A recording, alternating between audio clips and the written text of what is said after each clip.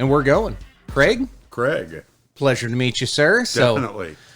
So, a lifer or close to being a lifer in Norwalk? Parents moved here in 74. I was born in 73. Gotcha. So, what was it like growing up that young in Norwalk? Small town. I mean, it was real small. 1,500 residents. Everybody went to school with everybody. Gotcha. So everybody knew each other. Yes. How many of them from back in the day that you grew up with still around? There's quite a few of them. Yeah. Not a ton, but there's quite a few families that stayed around. Their kids are here. Their kids have gone to school. Gotcha. So you've seen the highs and lows. Yes. For quite some time. The famous people that came out of here, there's been a few. Yeah. I've found. I was researching. Of course, my son's like trying to find things out about the town. Yeah, so the superheroes. Yep. So we had Superman. Was it Aquaman? Yep. Couple baseball players. Yeah.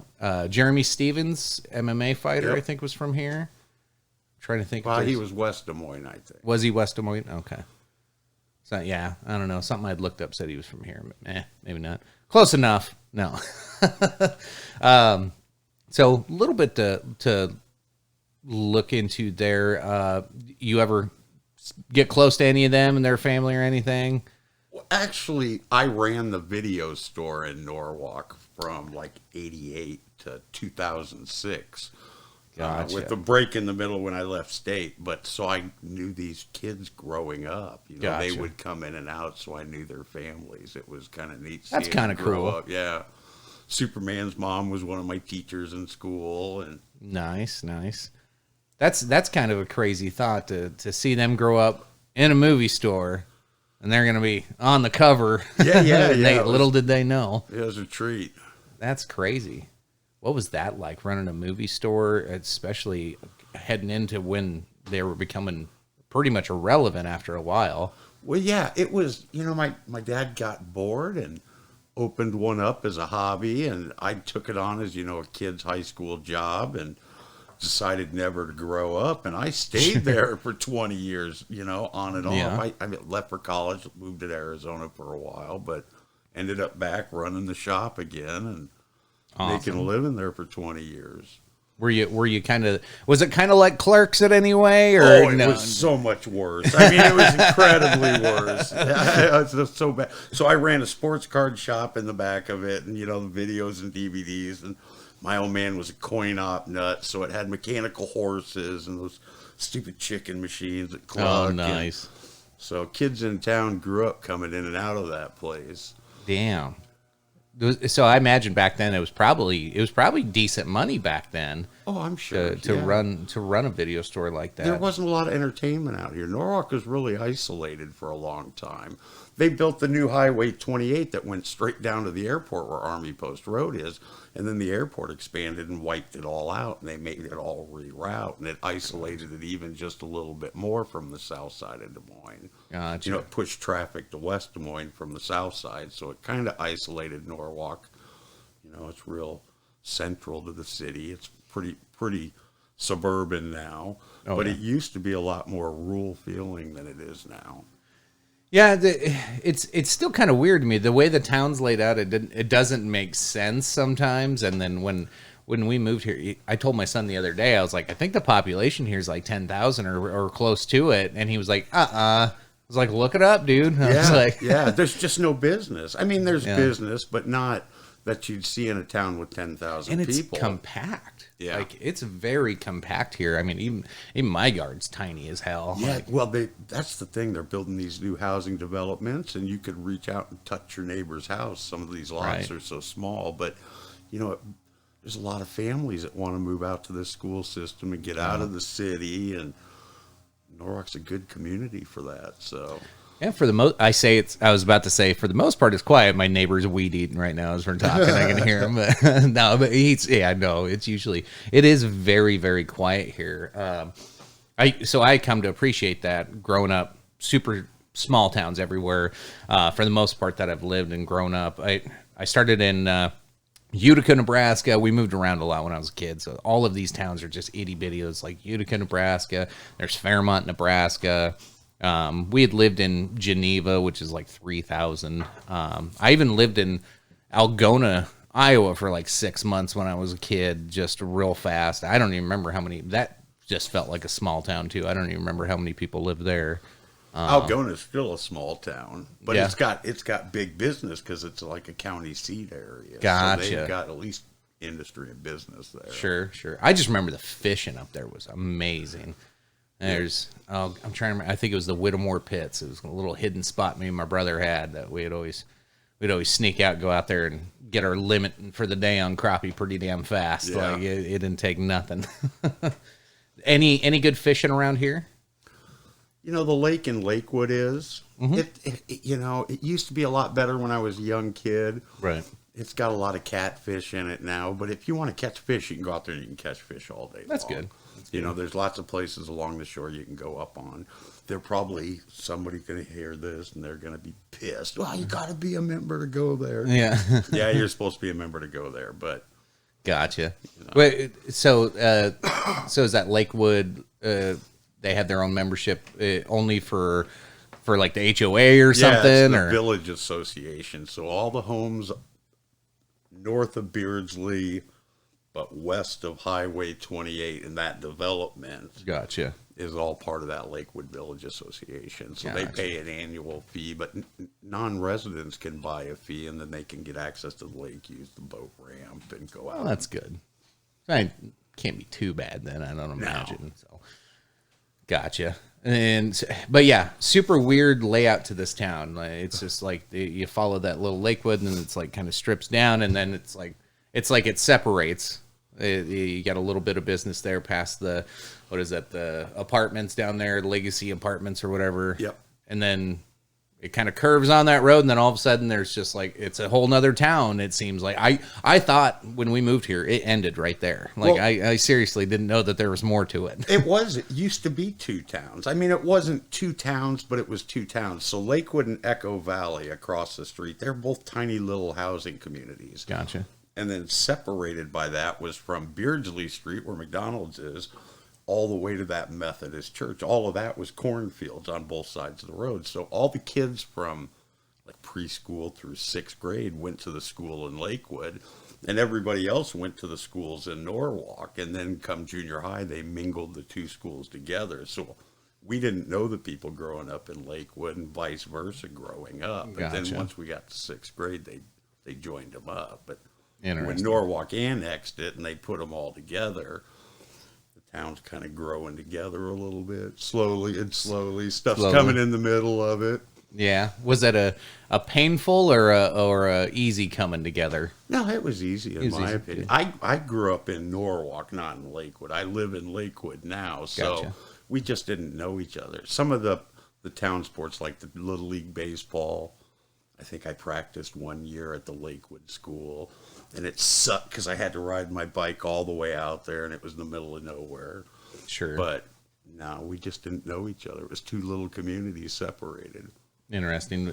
So 2006, you guys closed down the video store? Yes. Is that just lack of business? Oh, I hated it. Hey, That's a soul crushing.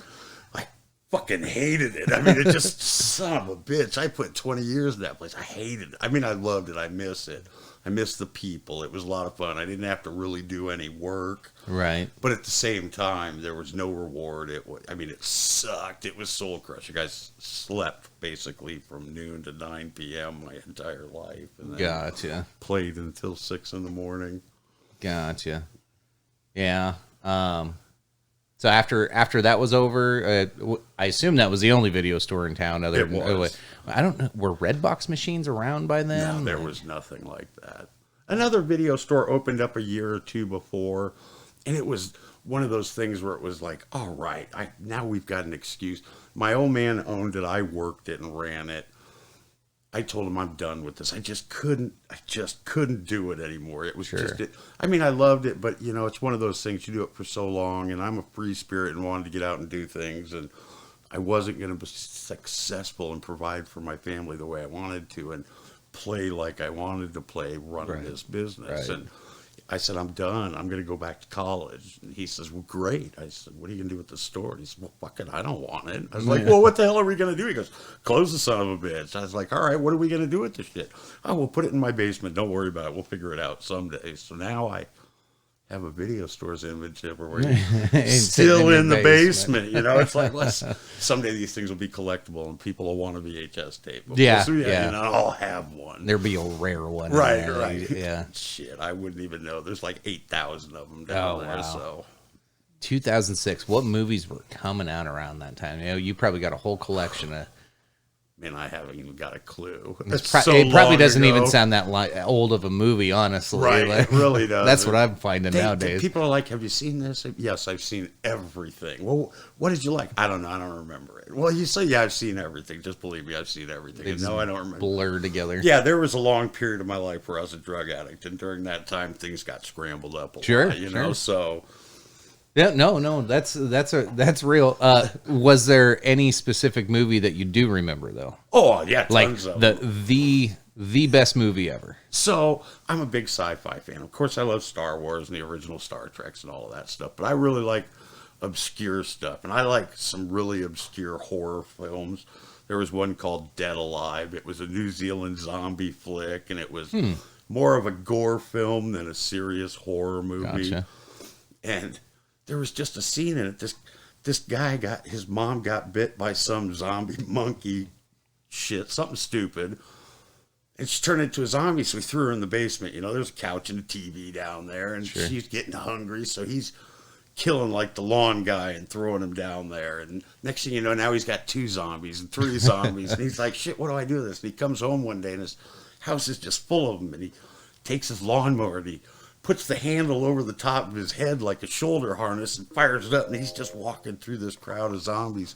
Arms and legs are flying everywhere, and he gets to the other side, and he's like knee-deep in muck, and he gets to the other side of the room, and he turns around, and, you know, there's chunks of people still missing off him, but they're still standing there like, are you going to do this again? And he just gets a grin on his face, walking through the crowd of them again. Nice. I mean, it's a terrible movie, don't get me wrong, but it's just one of those that you just got to love it, you know? Yeah. There's been a few of those. I'm trying to think. I got one popping in my brain. It was just the acting was awful, the graphics were terrible, but the story was kind of funny. And when you watch it, you're like, "This is so ridiculous." Those are some of the best movies. Yeah, like The Cube. Right. Know, it took place in one room. I mean, 90 minutes. It took place in a square white room that they'd crawl out of one door on one side, and they'd end up in a white cube. You know, they filmed it in a $20 set. But yeah. Such a cool idea, though. It made you watch the whole thing. Yeah. Ever get into like wrestling or WWE type stuff? Or you know, when I was like little, yeah, like 10, 12, 13, but I kind of grew out of it when the Karate Kid kind of stuff started. Wrestling kind of faded. Karate Kid stole a lot of kids from pro wrestling. Yeah, put them into their karate classes. So rightfully so. That's what it did to me. You know, I like the old school wrestling, but yeah, once it got all flashy and showy and yeah, it changed. It changed after a while. A couple of my buddies, we got into it as a kid, and the only reason I brought it up is because the whole zombie thing. They had 2 of my buddies do a podcast, and it's all about they watch. You know, they're in their 30s. They both have kids, and they're like, they go back and they're watching this, trying to get back into it, and then they kind of critique it. And, you know, is the storyline good? Was the match and anything actually good with it? And kind of give like an adult review of it, which it's kind of fun to watch.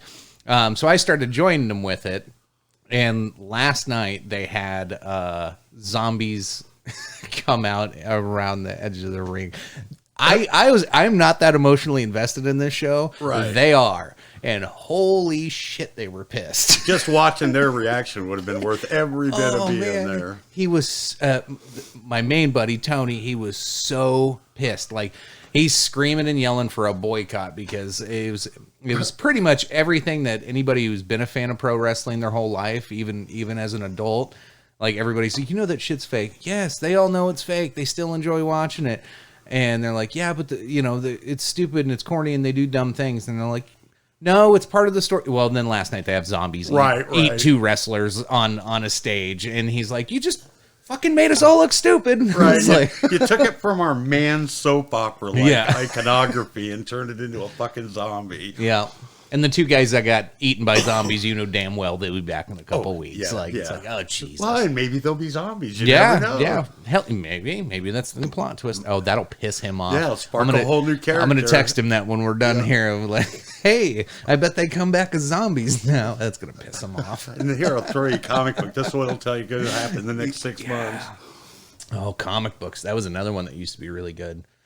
You ever get into collecting? I never did comic books. I mean, as a little kid, I tried, like all little kids. I had comic books, but I never really read comic books. And then they exploded in the late 90s. And Yeah, I had one brother in particular that was big into them. Like, I had a few here and there. I didn't get big into them, but he was balls deep in it. yeah. Yeah. I think he's still got boxes of them somewhere. I'm sure. As a collector, I did sports cards, so I was, comics are for kids. Here, buy this little piece of paper with a guy on it instead of holding the bat. That's real. It's no more stupid than comic books. Yeah, so exactly. It just was my niche at the time. It's that one thing of like, this is the cool thing that I have, right? And I have some better shit than you do. Right. Like, Proud of it or not, I might not tell the whole world, but there's Yeah. a niche of people out there that I'm really a stud for having this. Yeah, the collecting, that's something that's really,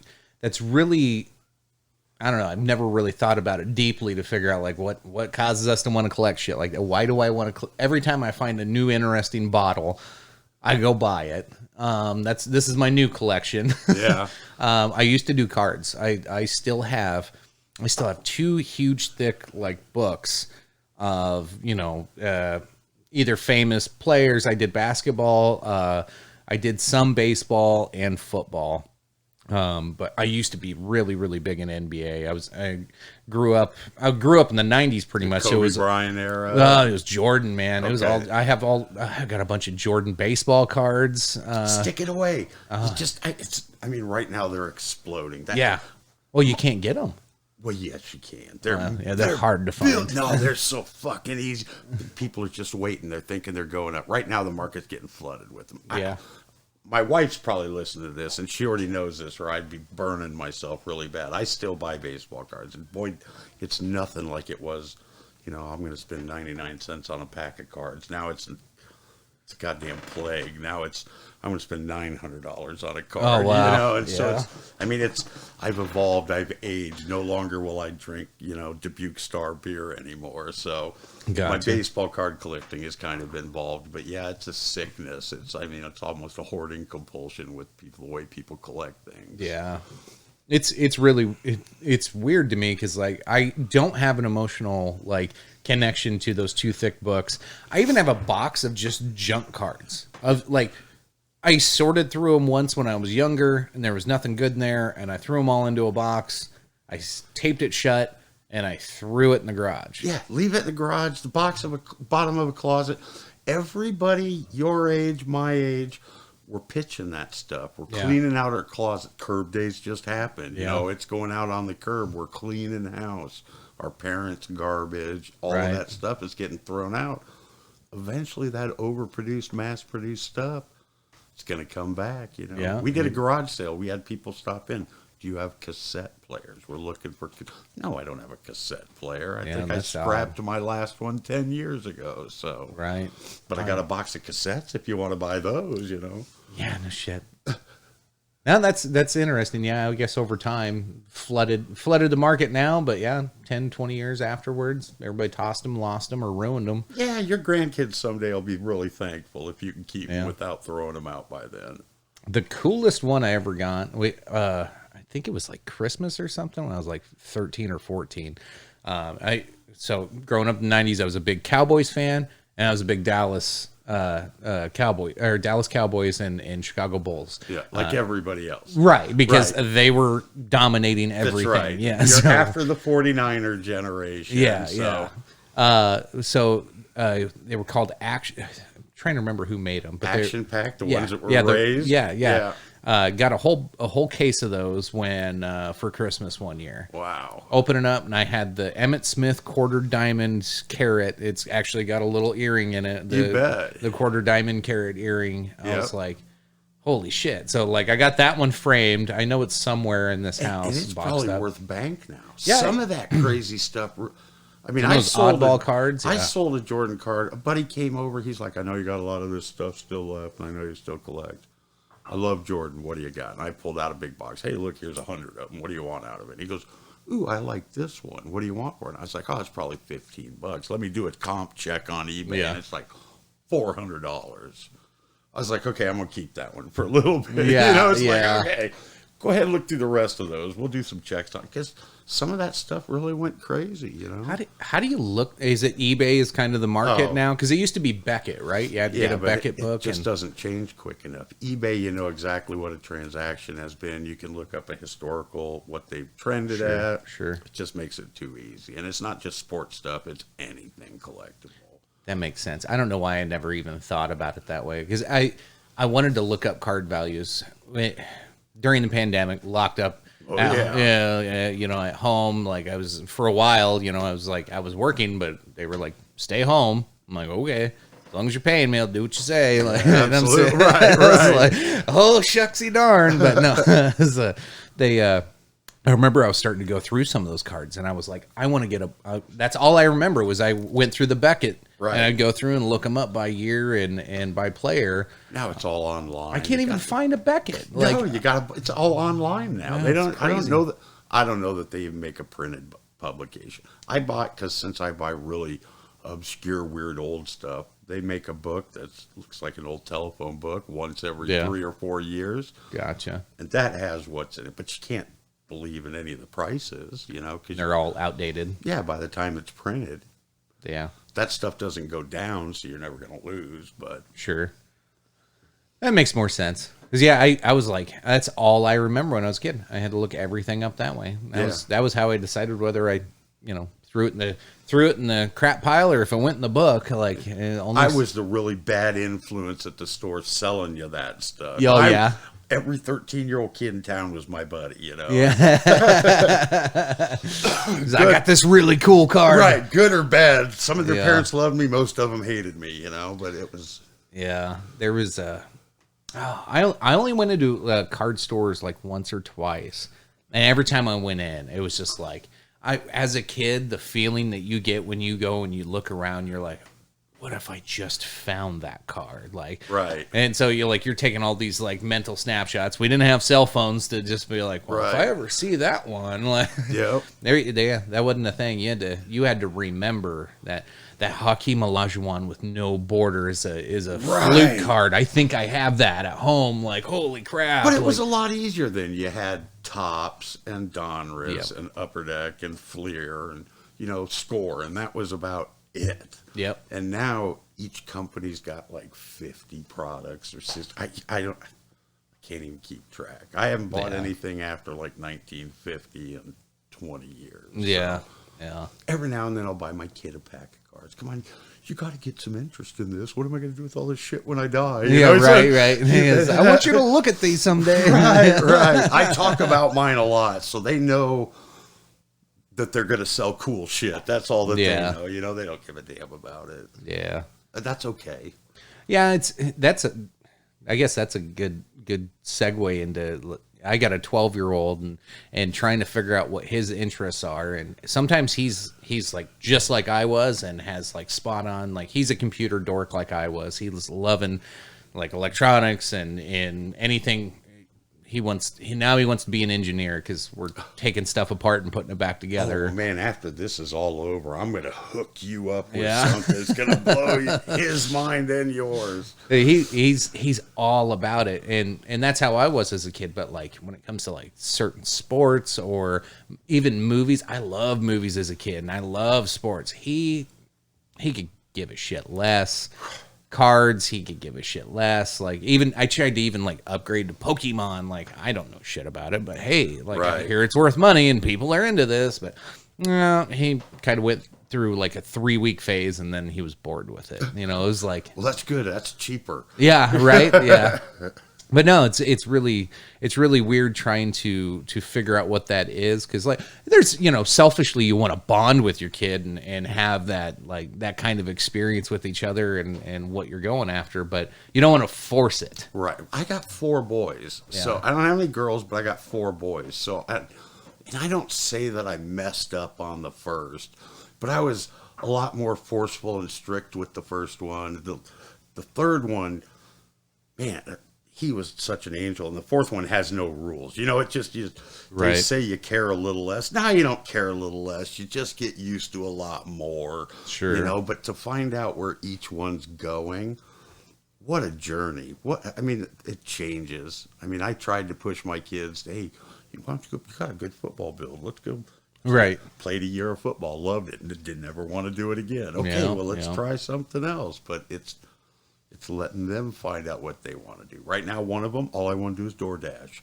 I'm just going to do DoorDash, Dad. It's cool. It's my job. I'm just... Drive around, make money. Right, cool. You can talk to your girlfriend the whole time, knock yourself out. Go DoorDash. Yeah. That's his hobby now. That's such a different time. Well, I got him swinging golf clubs this last weekend. Yeah, nice. So now it's like, we'll go to the driving ranges. That's fun. He's energetic, wants to go, do things 24/7. He's got...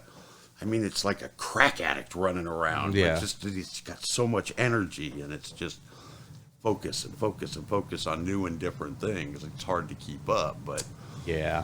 Some of them, I've got another boy that he's just content kind of hanging back watching the world. He doesn't want to go do anything. He'd rather watch the world instead of, he'd rather go sit outside and just kind of enjoy looking around and people watching. People watching's fun. Yeah. Yeah, my wife and I are big fans of that. Yeah. We plan ourselves in places to intentionally be in those areas to people Nothing watch. wrong with that. No. Nothing wrong with that. No. This last weekend was a particularly good weekend for I like to people watch in real life and online. Yeah, this weekend was fantastic. I had a whole group of people lined up in my garage, door open, sitting there watching these guys come dig through my curb. It was like, yeah. I got no hate or qualms towards anybody digging through anything.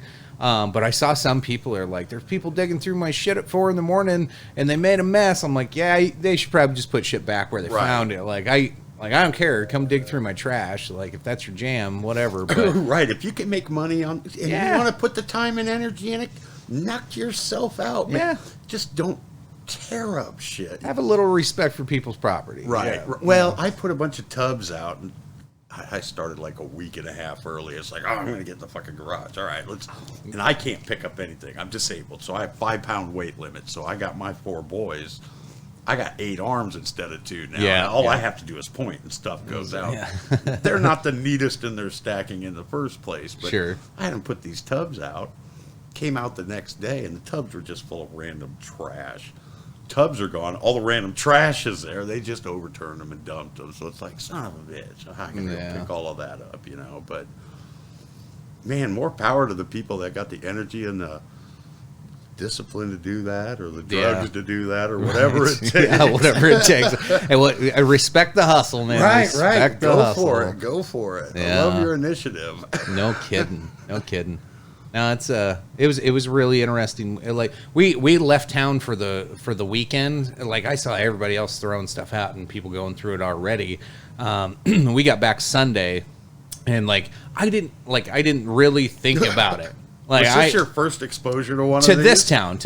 I've had them in prior towns, but it wasn't as big of a deal as it is here. Apparently, like in prior towns I've lived in, you kind of threw your shit out, and there was, I don't know, maybe 5 people that would, around. Man, like my wife would go out to vacuum out the car, and she just felt uncomfortable. Like she's like, well, I'll just wait until they're done, and then I'll go vacuum out the car. And they would leave. She'd go pull the vacuum back out, and somebody else would pull it. And she's like, son of a bitch. Like, you're not getting anything. It's like, you're not going to get that damn car vacuumed. Do you have that attitude? And of course, I've got one of these doorbell cameras now. Yeah. So, those things are so handy. I feel like a real piece of trash because, there's those guys that, stereotypically listen to the police scanners all the time. They got Nothing wrong with that. and they got 10 TV screens with a camera, a different angle. Right. They're just those paranoid people, and I don't want to be that guy. Right. But when these guys were out all weekend, I had my mobile phone out the whole time just watching them.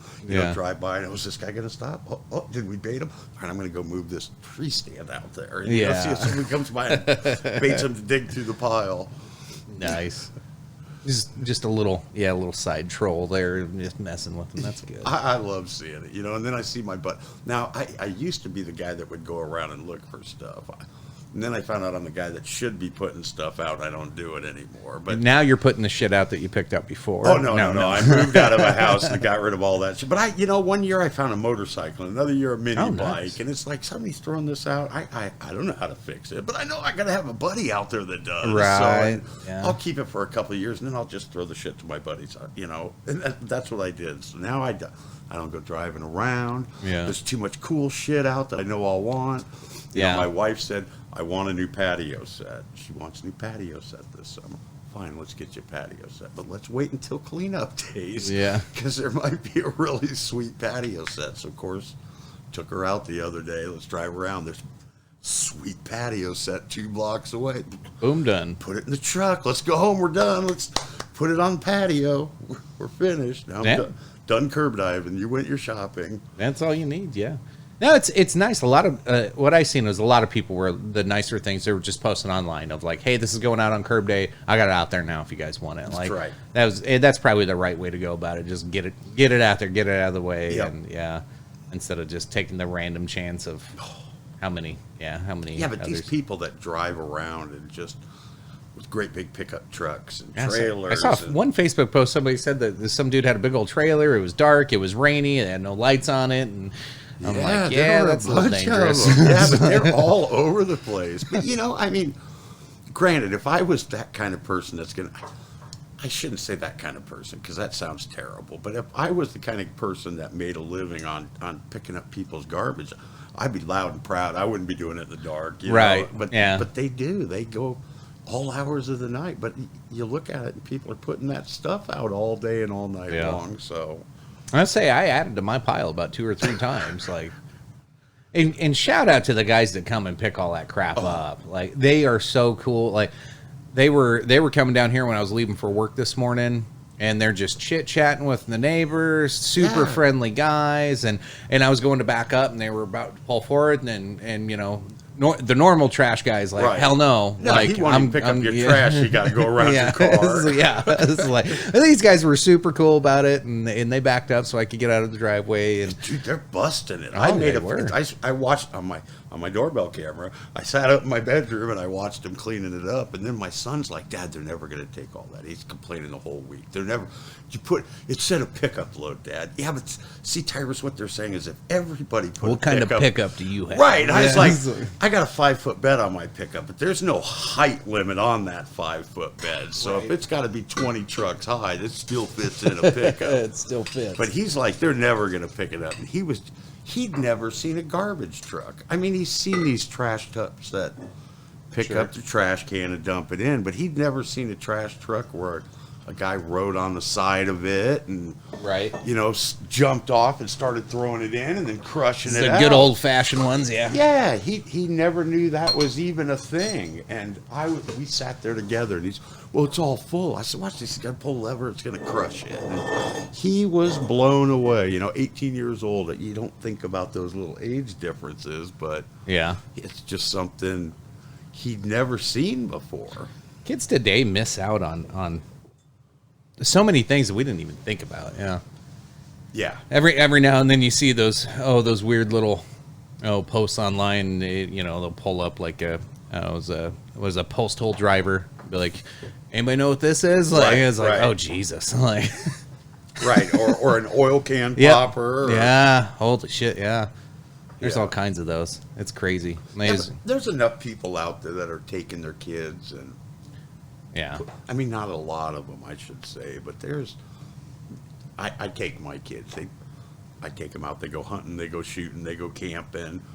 They don't necessarily like it, but I didn't like They it. learn to appreciate it. That's right. They find the small things. I find them at the other side of the woods hitting each other with big branches. So I know That's they're the having fun part. Yeah, Right. They're just not doing it in front of me because one of them would have to cry to win. But as long as it's out of eyesight, then they can whoop on each other all they want and have a good time doing it. Shit, yeah. No, yeah, same thing. Like, my 12-year-old actually loves the outdoors. He doesn't do well in the outdoors with allergies and skin issues and asthma. Like, it's not the right environment for him. But damn it, well, we went out camping for a weekend, and he didn't. I don't think he bitched and complained once. He told me once, he's like, Dad, it's kind of hard to breathe. I'm like, you gonna be all right? He's like, yeah, I think so. I was like, do you need an inhaler? He's like, no, I'll be all right. Yeah, you just got to pick environments. My wife's got bad stuff, but she's got emphysema and COPD. So if we're going somewhere, it's got to be a place that, she can breathe in. Yeah. She does well in certain areas of the country, so we'll go vacation there. That's all it takes, Yeah. The best my kid's ever done with asthma or anything like that was up in the mountains of Colorado. Like, I thought with all the trees and all the pine trees, he loved it. Like, my wife breathes like a champ there. Yeah, it's something to do with the pollens. It just has to be something. I don't know, but it was a beautiful time of the. We were up there in the spring. Everything was melting, so that's why I thought it was going to be bad for him, because like everything was starting to turn green but no, it was perfect, and like he had no breathing issues at all. Never once needed an inhaler. That was when he was younger, and he was a lot worse with it, and it was. Back then, it was an everyday have to take a steroid inhaler and then an emergency inhaler and then every other night a nebulizer. Like, it was like nonstop. It was just like, holy shit, this is exhausting. Then we were up there in the mountains for a weekend. On top of the meds you're throwing down his throat. Too. Yeah, but then get up on top of a mountain. And it was like, holy shit. I don't have to do this shit for a couple days. Right. But, yeah, you feel you kind of miss the not having to do all that shit when you can see the difference. And, absolutely. You can see somebody just feel better too. Yeah. Like damn.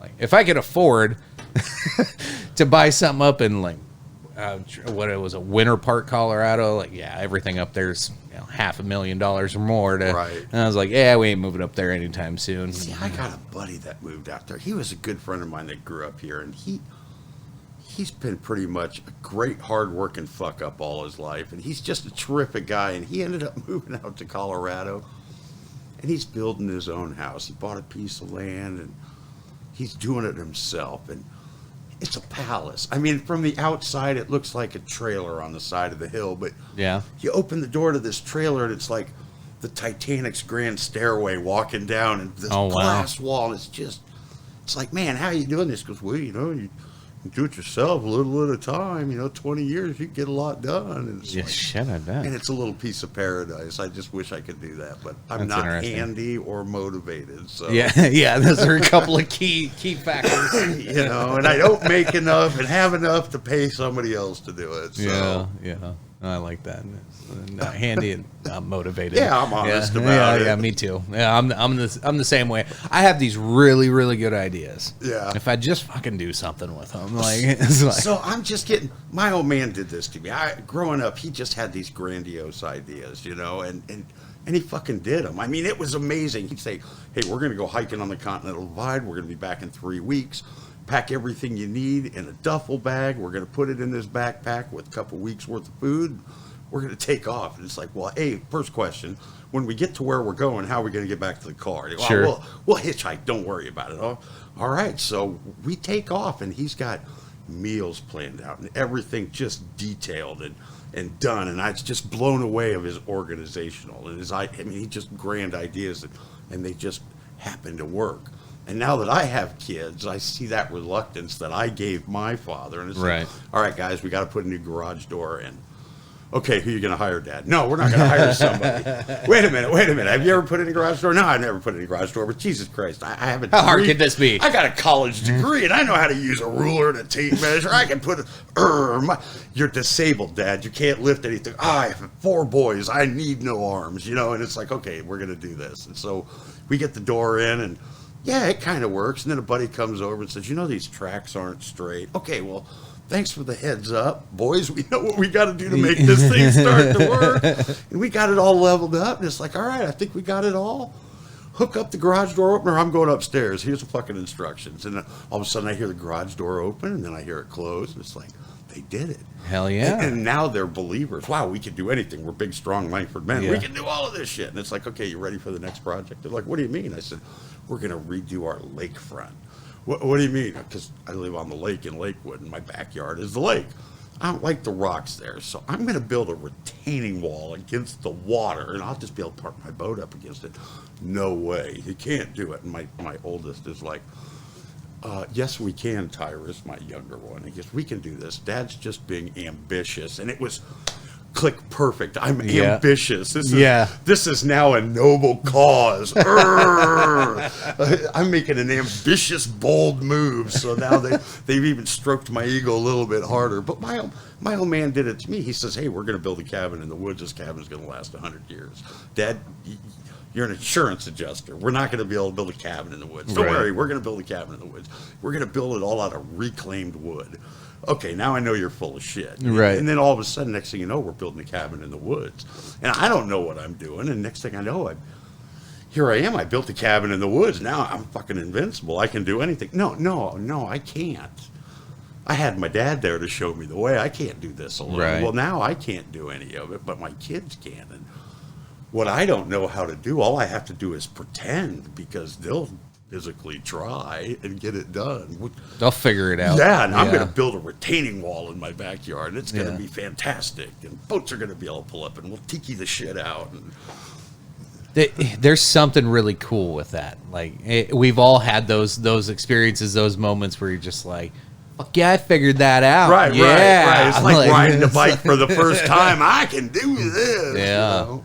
Oh yeah. It's good to go back and revisit those and relive those. Like, you always had them when you were younger, and then, like, for me, I went quite a while where, like, I just was working, never did any of those. The most recent one I had, my brother took my mother into his house and needed a ramp to get up to one of those little chair lifts to take upstairs. And the dude came over, quoted him like, and we granted, we just spent 10 grand on a damn stair lift. So my brother's thinking this ramp, it can't cost that much. Oh no, they come over. The cheapest quote he got was like 5 grand. He's like, dude, I am not spending another 5 grand on top fucking of the gear. ramp. Like, he's like, we could build our own. I'm like, we can. That's right. Like, we can do this. We can do this. I was like, you ever build a ramp? He's like, no. How hard can it fucking be? I was like, yeah, you're right. My dumbass drives 9 hours to his house, and pretty much it was so me and my brother could drink for the weekend, of course, because you got to fit that in there. But damn it, we built a ramp in that weekend and a platform, and yeah, it looked pretty damn sweet. Yeah. Well, see, I built this cabin, and you can look at it, and every angle is perfect and straight. Yeah. And you go inside, and all the walls are straight. And the hardwood floors, I mean, it's perfect. All the way down to the bunk beds. Everything looks straight. But if you strip off the sheeting off the walls, everything is so crooked. I mean, all the way down to the posts that go into the ground. I went down there with my old man and a buddy and my buddy's dad, and we got there, and it was raining, and we're supposed to be putting in posts to hold up this building. And all we did was just get trashed in the rain. Yeah. Next thing you know, we're punching holes in the ground and putting posts in them and cement, and we come back the next day and everything's all crooked, twisted. Yeah. It's like, we got to rip all of this out and do it again. Now, fuck that. We're just going to cut them all level and build it on top of it. And it's all held together. I mean, it looks beautiful from the outside, but I wouldn't have wanted to pay somebody to do it. Right. You would ask for your money back on something like that. Well, not if I hadn't seen it, but you look at it with the walls on it looks fantastic. But if I'd have seen it mid-construction, I'd have been upset. Yeah. No, we to that ramp, there was a couple of those moments where we were doing that because we were like, oh, there's just like this little half-inch gap, and this is going to have a little lip. I was like, if we just cut that board at that angle, it'll get rid of that little lip. And then my brother's like, well, what are we going to secure it to? I was like, well, there's like a 2x4 underneath. If we just go straight down through there, Like, we can pre-drill it. It won't split the board. It'll be fine. Like, we just kept getting lucky. Like, every time we went somewhere, it perfectly fit. Just somehow, like, we didn't measure twice on any damn thing. It's not like, skill. You just get lucky. Yeah, we got lucky on that whole damn thing. Yeah, that's the way I feel. This retaining wall we're going to do. You're going to get lucky. Oh, well, my buddy, I called one of my buddies out, and he's actually one of my parents' friends. You know, my parents are gone, but he's now my motorcycle buddy. He's 70s, and we go cruising around. We feel young together. Yeah. And he's going to help me do it. And he's looking at this going, yeah, this is doable. How are you going to do it? And I was like, well, I think this is the way it should be done. And he goes, why don't you get a landscaping company to come out and give you a written estimate on it, and then you can follow their plans. And it's like, well, that's a good idea. Why don't I do something like that? Yeah, like, that's a great idea. But I think I got it figured out. I'm not going to do that. I don't want somebody to come in and show me how to do it right. I just kind of want to. That's how I usually do it. Is I'll get on Google and look up building plans for X. You know, whatever it is I want to do. I'll be like, that one's kind of a cool idea, and so was that one. How can I make them fit together? Right. Like, you know, and then I build a monstrosity that doesn't look like either of them. Like, right. This should be muscle memory for millennia. People have been building. This is things. in our DNA. That's right. Yeah. I should just be able to click this together. I'll just get a slow start. Yeah. No, it doesn't always work like that. But it'll definitely make me appreciate people that do it for a living a whole lot more. That's for sure. That's for sure.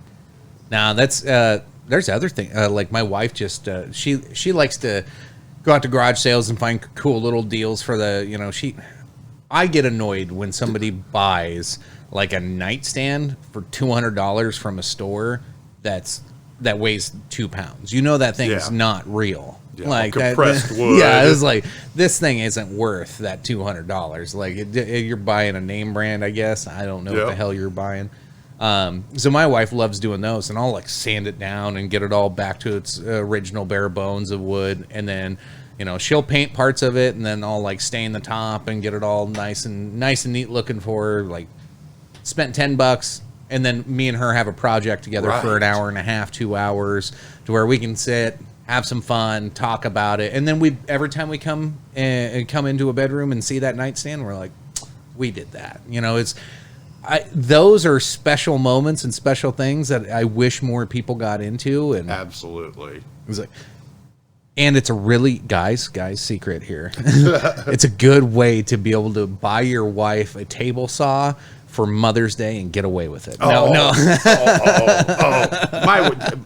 My wife already knows. Yeah, I'll get her Valentine's Day. I bought her a garbage disposal one year. I thought that was a good idea. We needed a garbage disposal. Yeah. Here's a holiday. I'll give you something we need as a family. And, you know, one year I bought her a dishwasher. You know, that makes her life easier. Right. I think I'm doing great things. And she gives me shit about it. But, you know, there's a lot of thought and practicality in it. But the part that she really doesn't like is I'll buy her a garbage disposal, and it'll sit in the box for about 12 months. And she'll finally convince one of my buddies to come over and help me, and then we'll actually put it in. Yeah. But a lot of times she lives with things like that in her box, but that sounds like a whole lot more fun than a lot of the honeydews I do. Yeah. For her. Yeah. Now there's a lot of honeydews that are just I spend a lot of time with my wife. I'm disabled, so I'm home 24 hours a day, and she takes care of me because I'm a fall hazard and an idiot, and I still think I'm Superman and can do things. Sure. She's there to rescue me there all the time, so we get to spend plenty of quality time together. Yeah. We do lots of little fun things still. That's good. Can't live without her. I know. I try and keep her going by taking her to these motorcycle rallies, you know, and she's just now learning that these are extraordinarily insane and fun. Yeah. Awesome. No, I haven't got into that a whole lot. Bikes, it's not that I've never wanted one or never had an interest in bikes, but I don't know. I've always had something else going on whenever I had the opportunity. Like, there was one time I almost bought, it was just some shitty bike my neighbor was trying to sell for like $1,200, and it was in good shape. It looked nice. It ran good, and I was like, man. And that was back. Gas prices were high. I was like, shit, I could take that to work. Like, I could be saving a lot of money. I was like, I could save a lot of gas money driving that thing to work. But, But yeah, ever since then, like, it's just never crossed my mind, never really cared. But some people love that stuff and they live for it. I'll tell you what, it wasn't anything I ever grew up around. Like I said, my old man was an insurance adjuster, so it was, the ratio of death on one of those things is just too high. It wasn't something I did. Now, I had a moped when I was younger, 18, 17 years old, got on my buddy's motorcycle, got hit by a car. So it kind of freaked me out about it. About 5 years later, got on another buddy's motorcycle, got hit by a car. Oh, it's shit. like, okay, so I'm done with this. Cat's only got 9 lives. Right, so. but I always wanted a motorcycle. When I found out I was disabled, I was never going back to work. I was like, threw my hands in the air. I was like, midlife crisis. I went and bought a Harley Davidson. I said, hell with this. If I'm going to die early, it's going to be having a good time. So I might as well get started on it now. I've got no experience on riding one of these things. If you're going to go with the cool story. Right, I'm going to have a big smile on my face. I'm not going to go on a moped. I'm going to go on a Harley. Yeah. So I bought a motorcycle, and I have found a whole new culture of people that are they just ride these things for fun. And you'd think I'd be picking bugs out of my teeth the whole time because I've just got the greatest smile on my face riding this thing around. It's just a little bit of freedom that I never knew was out there. Sure. It's a whole new culture of people too. Yeah. They're a whole new society that I didn't know a whole lot about, but they're a lot of fun. Yeah, I keep finding that every whether it be new hobbies or different interests, whether the podcast thing, like there's a community of podcasters out there that we all talk to each other online, and there's some just salt of the earth, wicked cool people on there, and then there's some like, what the hell? Like, on both extremes, I'm sure that are so far out there, and there's some that are so right there out there. Yeah, it gets crazy, and the jokes. Everybody's got a podcast now. Like, everybody's doing it now, but for the most part, everybody's always encouraging. Like, well, that's good, and everybody's always there's always like people coming into the groups, like they'll join the group and they'll be like, hey, I haven't found the reason to get started or do this or do that. Like, it's the easiest thing here is like, you just hit record. Right. Like what could go wrong? Like, you not doing it. Right. Is just as bad as you hitting the button. So who gives a shit? Like, hit the button and start talking. Like, and if you don't like talking to yourself, find somebody to fucking talk to and then hit the button. Right. Like, and if you find it's not enjoyable, quit doing it and find something else to do. Exactly. You'll never know until you do it. I think that's the same with damn near every hobby. I specifically am like, when something happens, whether it's a traumatic thing or I get a new interest or whatever it is, I am balls deep in it. Like, I jump to the bottom, 12 foot down to the drain at the pool. Like, you gotta go there first. Holding 2 bricks. Yes. Get to the bottom the fastest. You gotta go there first. And then come back up and see if you still like it. Like, that's how I've done almost everything. That's an expensive way to jump into things, but it's a lot of fun. Yes, it is. And well, then it does 2 things. What I've found is if you're not invested in an interest, like whether it be motorcycle, podcasting, whatever it is, like if you don't invest in it and take it serious right out of the gate, you have no chance in actually enjoying it because you're not really doing it. You're dipping your foot in the pool at that point. Like, I don't like dipping my foot in the pool. Let's just jump in. Let's do this. If you really want to, let's do it. I do that with a lot of things. This is only like less than a year old collection. Like, this is starting to jump balls deep into this right now. And then, it's just anything. Like, if you're gonna do it, just do it. You can always back out. You can always stop. But if you're gonna do it and you want to take it serious, just do it. Right. Don't half-ass it. Right. If you're gonna hobby it, hobby it. And that's what jobs are for. Half-ass that. Jump into fun stuff. No, don't half-ass that. Okay, shameless plug for Americans. Work, motherfuckers. Work. Nobody is entitled to anything. No, work they're hard. Work hard. Go to work. If you get bonuses, that's not for doing your job. That's for doing more than your job. Work hard for it. Be proud of the job you do. That's something that's lost today. Well, my kids, I tell you what, I was a lazy bastard. I grew up child of privilege. My dad, he coddled me. My mom, she coddled me. Here, Craig, you want to be a musician? Here's a new drum set. Okay, here, do this. Go ahead. Oh, you want to play around the country? Let me give you some money to help you be just a total fuck up. Yeah. Let me fund you do that. My kids, I'm broke.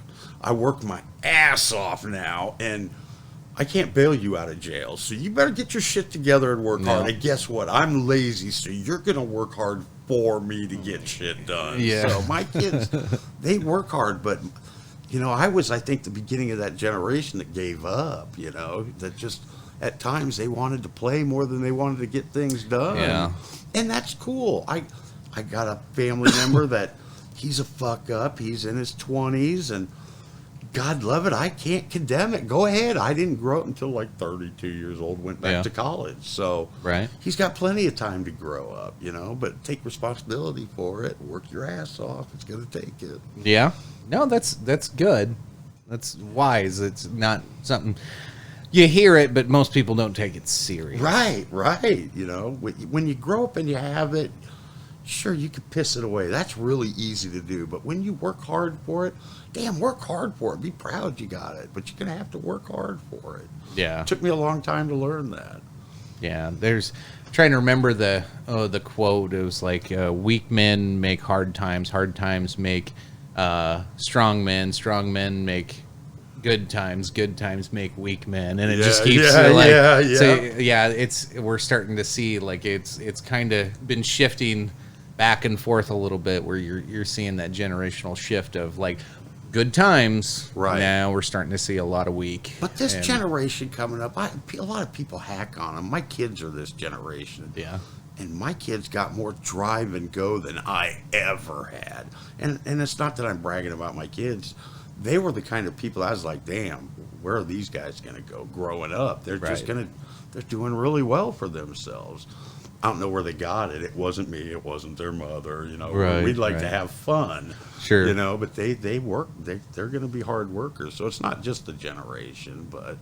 No, yeah, I think a lot of it has to come back to the parenting piece of it. Yeah. And not the iPad parenting and shit like that. And Lord knows we all have to do that to get by as a parent. But if you didn't have an iPad before, you were doing it with a TV. If you weren't doing it with a TV before, you just kicked them out the front door or radio. Yeah. Video games. Give them some chalk and play on the sidewalk. It's the same shit. Yeah. Come back when the street lights are on, then you're my child again. Yeah, exactly. Yeah, there's happy hour till the lights come on. No, it's what I find probably some of the most striking is the protectiveness of today's kids and the parents. Like, if my kid does something wrong to another parent, okay, that's between me and my son. Sorry, parent. Me and you can talk that out on the side, but I'm gonna handle my son. This isn't for anybody to public shame him or same thing as I wouldn't want to do that to somebody else's kids. Like, this public shaming age is gross to me. And the fact that people just don't talk to each other and have a respectful, just, you don't have to like each other. But like, there's no reason somebody has lost respect when you've never met. Right. Yeah, there is that minimum respect you give everybody, that it is a human being, and that especially if they're a parent, you have there's a line where you're like, okay, we're going to look at this from parent to parent. I don't know you, you don't know me. This happened. Let's talk about it. And some of them are just so desperate to defend it and not listen, or they'll take it a different direction and just not even come to the table and just start typing it up and smearing a child online. Oh, isn't that the craziest stuff? It's fucking weird. It's crazy. Now, I had an incident with the school between one of my kids and another student. Now, this student physically assaulted my kid and then threatened to bring a gun to school and shoot up the school. Well, that's pretty serious shit. And at that time, I said, okay, I've had enough with this, and I went to school. Well, I didn't get enough done with the school. It's me and the school butted heads.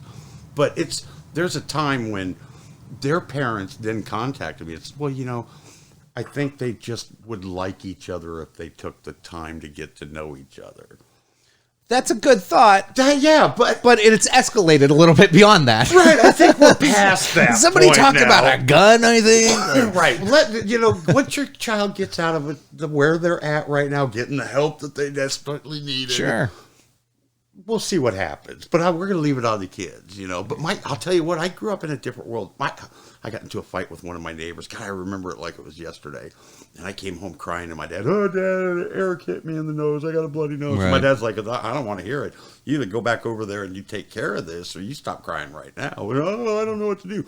You go hit him in the nose, make his bleed, and then shut the hell up. And so I went over there and I got a fist fight with my neighbor, and wow, that was wonderful. Respect for myself, respect for him, and it was a good growing thing. Kids don't do that anymore. No. They run to their parents and ask their parents to take care of things. Now, granted, the world is super violent today. Yeah, Kids didn't crazy. carry guns like they do now. But Right. my son playing street hockey with some kids. This kid smacked him in the face with the sticks. They didn't want him to play. He come crying. I said, I want to hear it. I said, you go back out there, you get your shit, and you come back in. But you tell him, I'm not going to put up with this. And this is a 5-year-old. And he's like, Dad, no, I can't do it. No, you're going to do it. This is a lesson. Right. And he goes, well, what do I do? I said, you walk out there and you say, I'm going to play this game. And if you don't want to let me play, then I'll just take off. Well, what if he just doesn't want to? I said, if he steps up on you, think he's going to hit you, hit him in the nose. No. Wham! He goes out there and crushes his kid in the nose. And of course, like, God damn it. Well, the kid, I didn't think it was going to escalate. Right. He went out to the kid, checked him with a hockey stick. He planted him. And of course, he didn't stay there to see what happened. He just hit him and ran. He's like, okay, Dad. He comes to the house. I hit him. I was like, oh, what happened? And he told me what happened. I was like, well, he'll never hit you again, I'll bet. Yeah. 5 minutes later, here's Daddy knocking at the door. Daddy's mad at me. Daddy's mad at my boy. Well, I can't believe your son would do this. I was like, listen, well, wait a minute. Your son hit my boy in the head with a hockey stick. So my boy punched him in the nose. I said, I'm sorry he got hit in the nose. And he looked at his kid and thumped him. It's like, whoa. My boy already did that for you. He learned his lesson. I'm glad you came over. Thank you very much. I think these kids will be just fine after this. Never another problem with them, I don't know that they ever became friends, but sure. Kids, they just need to take a lick and not cry so much. Yeah. They're softer now. Mine are soft. Yeah. I was soft, so. Yeah. I think that, the soft thing. I remember the first time. I think I was in I want to say it was like 3rd grade. One of my brothers was like, we were like fake shadow fighting, boxing or whatever. And he's like, here, all you got to do is, block with one arm and then punch him. And he showed me like right in the sternum. And so, it came in handy like 3 weeks later, sitting at school. And some kid, he wasn't like trying to be a bully or anything. He was just getting a little too playful and a little too aggressive. And I didn't want to hurt the guy, but it was like he just keeps coming up and punching and kicking.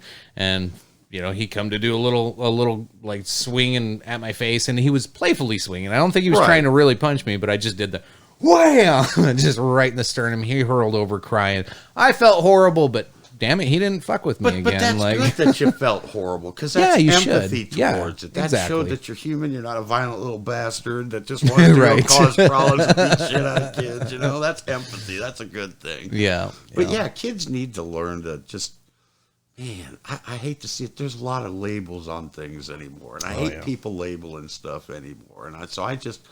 if you're black or you're gay and you're different, I'll celebrate it with you. If you're purple and you're homosexual, or if you just Kwanzaa or what, if you got a reason to celebrate, let's celebrate. I'm your man. Let's celebrate. I don't have to agree. Now, Nazi, I don't know that I want to celebrate with a Nazi, but there's limits to there's limits to my wanting to celebrate. But if you got a good reason to celebrate that does no harm, and it's peaceful, shit, bring it on. I don't care if I agree with it. Yeah, it's too much labeling. I'd just rather have a good time or not have a good time, and accept people for being good people or not accept people for being douchebags. And I got friends out of those douchebags, but I Right. understand they're douchebags. But in the heart, they're really good people. So, Right, right. You can see Yeah. through it. I just understand if the time comes to it, he's going to be a schmuck, and that just happens. Yeah, there's some people that won't. I get into this argument with one guy online specifically about this whole label thing because I hate it too. I'm like, don't put me in a box, man. No. Like, whatever word you want to call me, don't put me in that box because I'm not going to be whatever word you think that is. Right. It's more complex and nuanced than just doing that. But man, people are so quick to do what you said of just like put yourself in the, like, I don't want to say that like a religion or anything's a little box, but that's literally what you're doing to yourself though, is Right. you are shutting down who you are as a person and just saying, well, I'm part of the collective over here. And that's, This is when who you I think am. of that, that's who I am. Right. And it's like, no, you're not. God, no, you're no. not. We all know better than that. Right. Like, but no, it's just easier to get through life to take a label. And that's one thing I haven't finished this like thought in my brain yet. I'm still developing this, but I think that's kind of a difference in a couple of groups of people is the ones that want to just go through life and find an easier path of things and will probably be successful for it because it's easier. Just like, yeah, sure, call me that. Yeah, sure. Yeah, like, you and bet. they just bend the knee their whole life and just do what everybody tells them to. And yeah, it's probably a pretty easy existence. And then you have other people that are like, nope, that's not me. And nope, that's not me either. Like, I'm not that or that. I'm something completely different. So let's Right. talk about it. I admire somebody who's willing to stand up. Now, they usually get shredded. Oh, usually, yeah. Yeah. It's the more dangerous path to take. It's the more noble path in many aspects. Maybe not always, because it's usually the assholes that take that path too, that make a bad example out of everybody else who just bet. doesn't take that label. But there's people out there, and I'm one of them, so I'm going to argue a side just to argue the opposite side of things, whether I agree with it or not. Yeah. Sometimes I'm going to take an opposite stance just to put that opposite view out there, and I get just roasted for it sometimes. But Right. a lot, it's like the work shortage. Oh, Come and Go was closed yesterday. That sucks. Oh, it's the workplace's fault. If they would Oh my God. pay a minimum wage and treat their employees with respect, hey, wait a minute. Maybe that's not what it is. Maybe the manager worked all day. 2 of the employees got COVID, and one of them's on vacation. Right. And they just don't have anybody to call and fill in for the night. What the hell do you do? We got a 3% unemployment rate. Right. We'll raise minimum wage. It's not about that. If there's nobody to take the job, it doesn't. You can pay $20 an hour. People aren't going to leave Wells Fargo and Principal Financial Right. to go work at McDonald's and Come and Go, for Christ's sakes. Right. Somebody had a fucking hilarious comment on there. It was this morning, and I saw that when I was Oh, reading you through read it. those comments? Oh, Yeah, I yeah, love yeah. that shit. I stay out of it. I don't try to pick any because like I see the wars that go on there. I just post shit sometimes just to rile up. just to poke that bit. Yeah. My sister is total opposite politically Yeah. from me, and I am just I love. Oh, that's picking great. it. But no, the dude this morning was like, it was something along the lines of kind of what you're saying of like, Yeah. you all want to make this about like the wages and everything else, all because you were inconvenienced for one day. Jesus. Right. Like, because a store didn't open one day. Oh no. And the store could have lied. They could have said anything. Let me Google this day of the year. Yeah. Today in history. You know what? Today's the day they burned Joan of Arc at the stake. So we're going to, Right. in celebration of Joan of Arc, we're going to give all of our females employees the night off. And since we're not going to be discriminatory, we're going to give the males too. Well, think about running a gas station business in general. Like I saw this in Ames at Taco John's. I was going through the drive-thru, and there was a sign on the drive-thru window and said, "Hey, we're closing this day because our associates need a day off." And I was like, good for you. Like Right. the fact you have to post that sign kind of pissed me off. You should just say closed. Right. I don't need to know why. Yeah. We're going to be closed on If you're not open, I'll find somewhere else to go. Right. It's okay. I'm not that upset about it. Right. Like Taco John's will be back. Right. Like, We'll go to the Bell today. yeah. I was like, but I was like, okay, good for them. Because they like, some of these fast food workers and these gas stations and retail places, like the amount of hours some of these people are putting in through this whole thing, and then to get treated like shit by people that are like, well, why are you closed, or why aren't you doing this, and like asking hearing it from everybody in the service industry. It's horrible. I feel bad for them. It's they're terrible. the only ones that they're like, hey, you're an essential employee, and they're all like, I don't fucking feel essential. Right.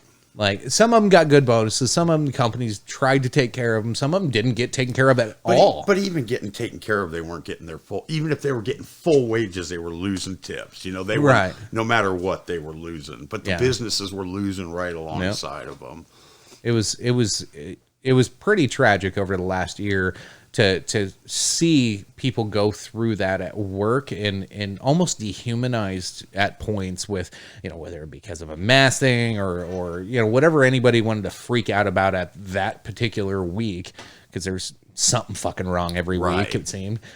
And now, like, they're tired, they're wore out, they need time off, and so that means you might have to close down a gas station when there's fucking 4 others in town. Like, well, and think about it. How tired are the police? Yeah. And how tired are the paramedics? Yeah. And how tired are those first responders and the hospital workers and the nursing care workers? Mm-hmm. They're tired too. And they got just as big of a shortage. I mean, and I feel for these hospitality workers, but man, knock on wood, you guys are for the most part back to work. Right. Hopefully tips are getting better. Yeah. They're probably not because people are bitching, but you're back to work. Look at it in the best case scenario. Right. What are people going to do without COVID?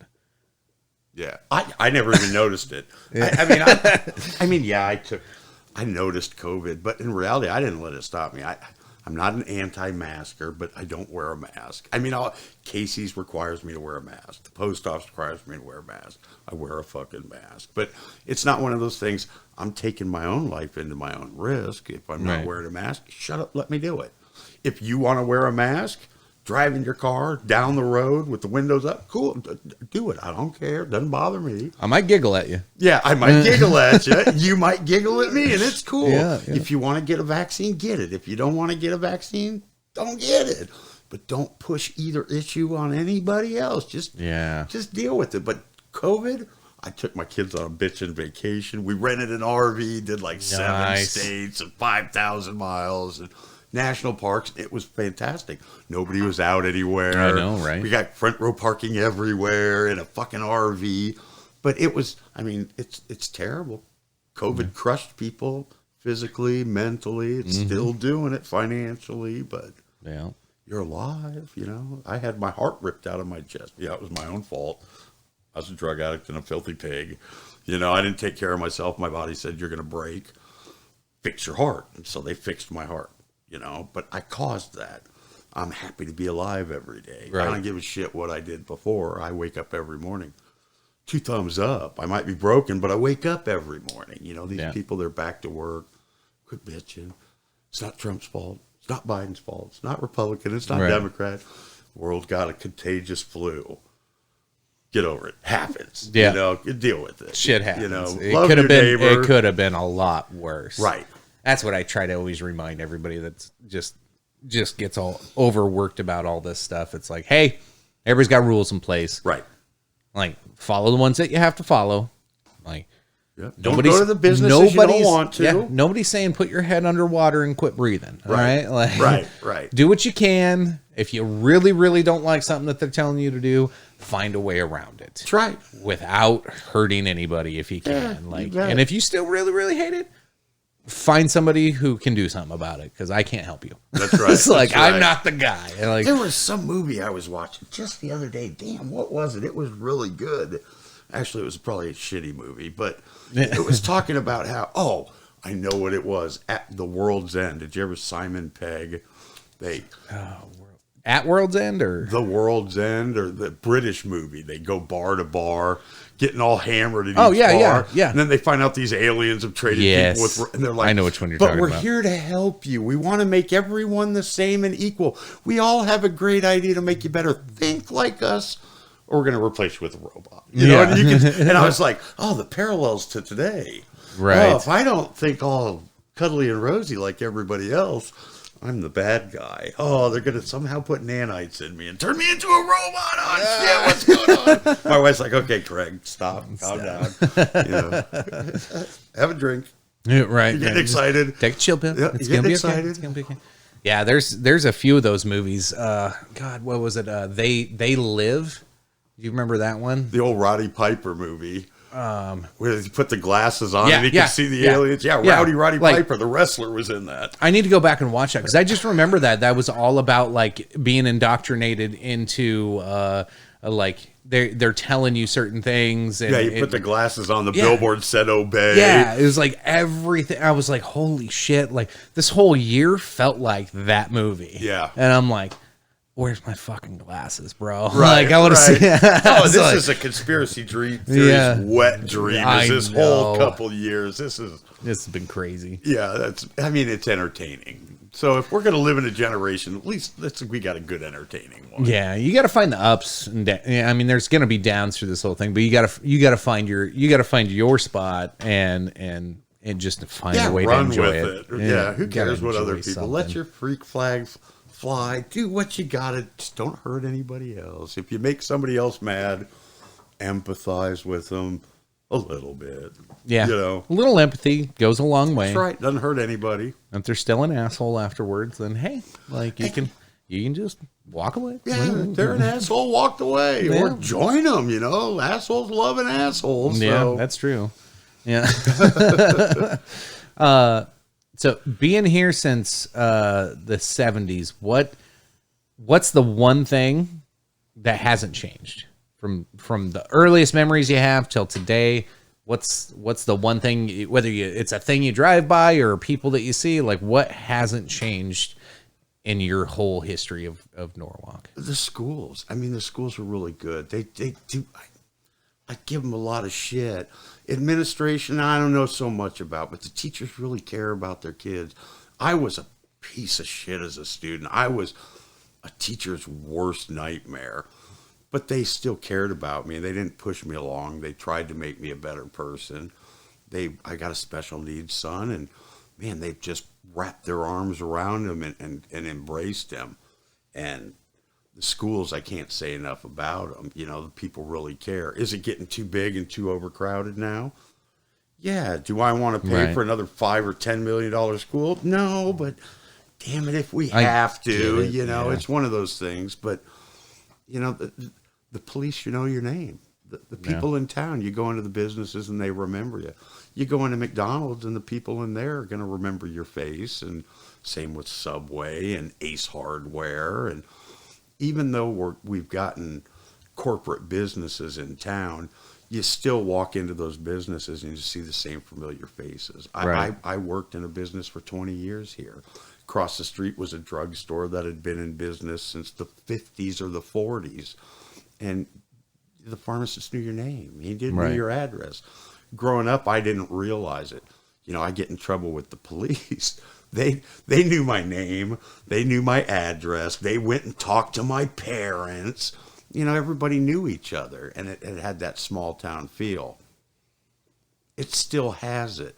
Now, there's a lot more people that want you to bend and flex to make them feel comfortable than it used to be. Right. But that's just an evolving world. You know, I am no one but the person that usually stomps on people's feelings unknowingly. I say the wrong thing. I'll call a transgender person him or her on accident instead of them, and I don't realize it. But it's not because I'm a bad person. It's just I don't look at people that way. You know, I'll call you whatever the hell you want to be called, but you got to let me know. You know, it's not I'm not ignorant to it or trying to be mean. I just don't know.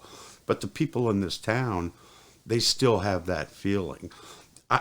My old house, I lived in a neighborhood. Me and one of my neighbors, man, I don't like the guy. He doesn't like me. From day one, I lived there like 15 years. We did not like each other.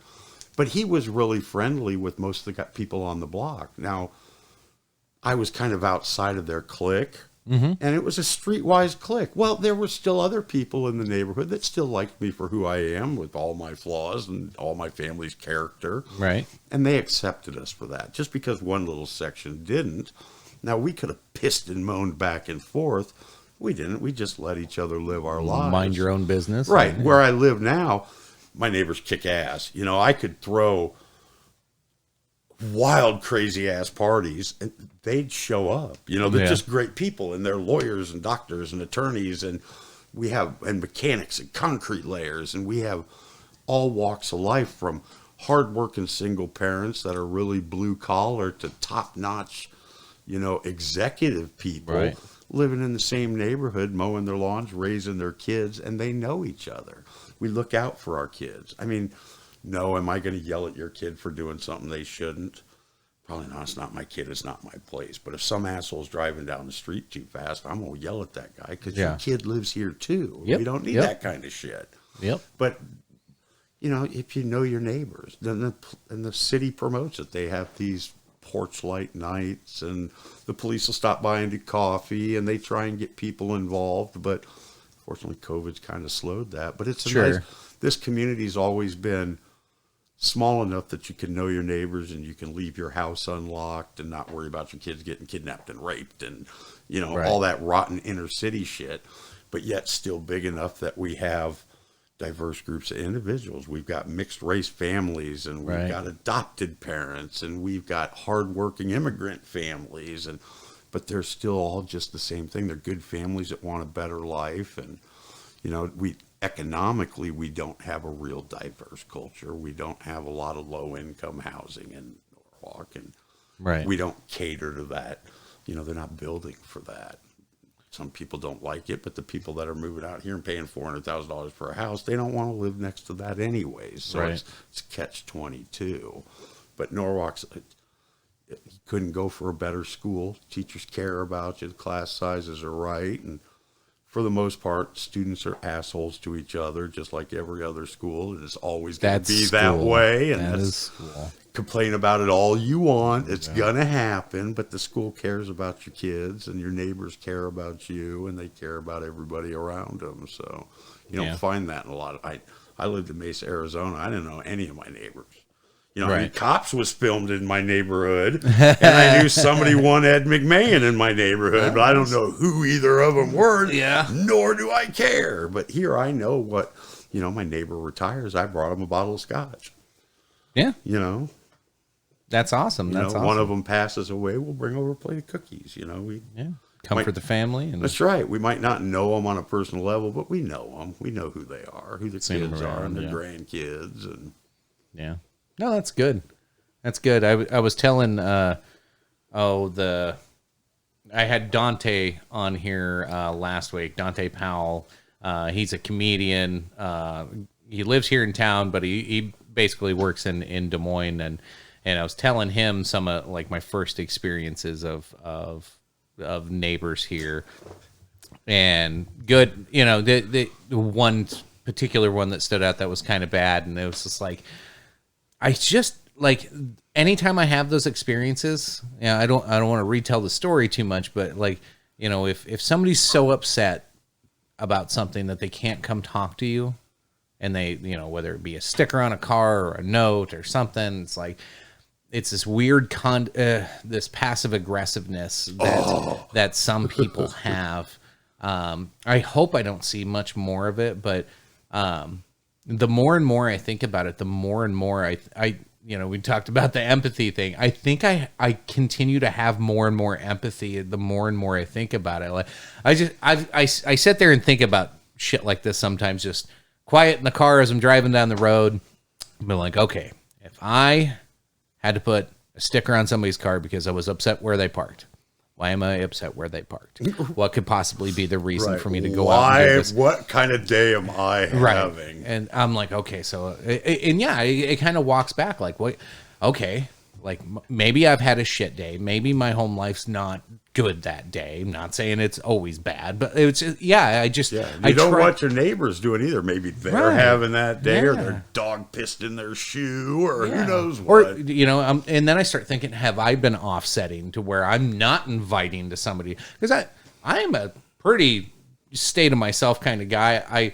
I'm a social butterfly, but I don't like big crowds. It's a fucking weird position to be in. And you live in a brand new development in Norwalk. I don't know if these have only been here like 2.5 years. Yeah, this isn't very years. old. Yeah, but it's like I do a little self-reflection then before judging my neighbor, and then try not to make it a judgment on the neighbor, and just be like, next time I'm put in that scenario, how am I gonna like make it a better scenario?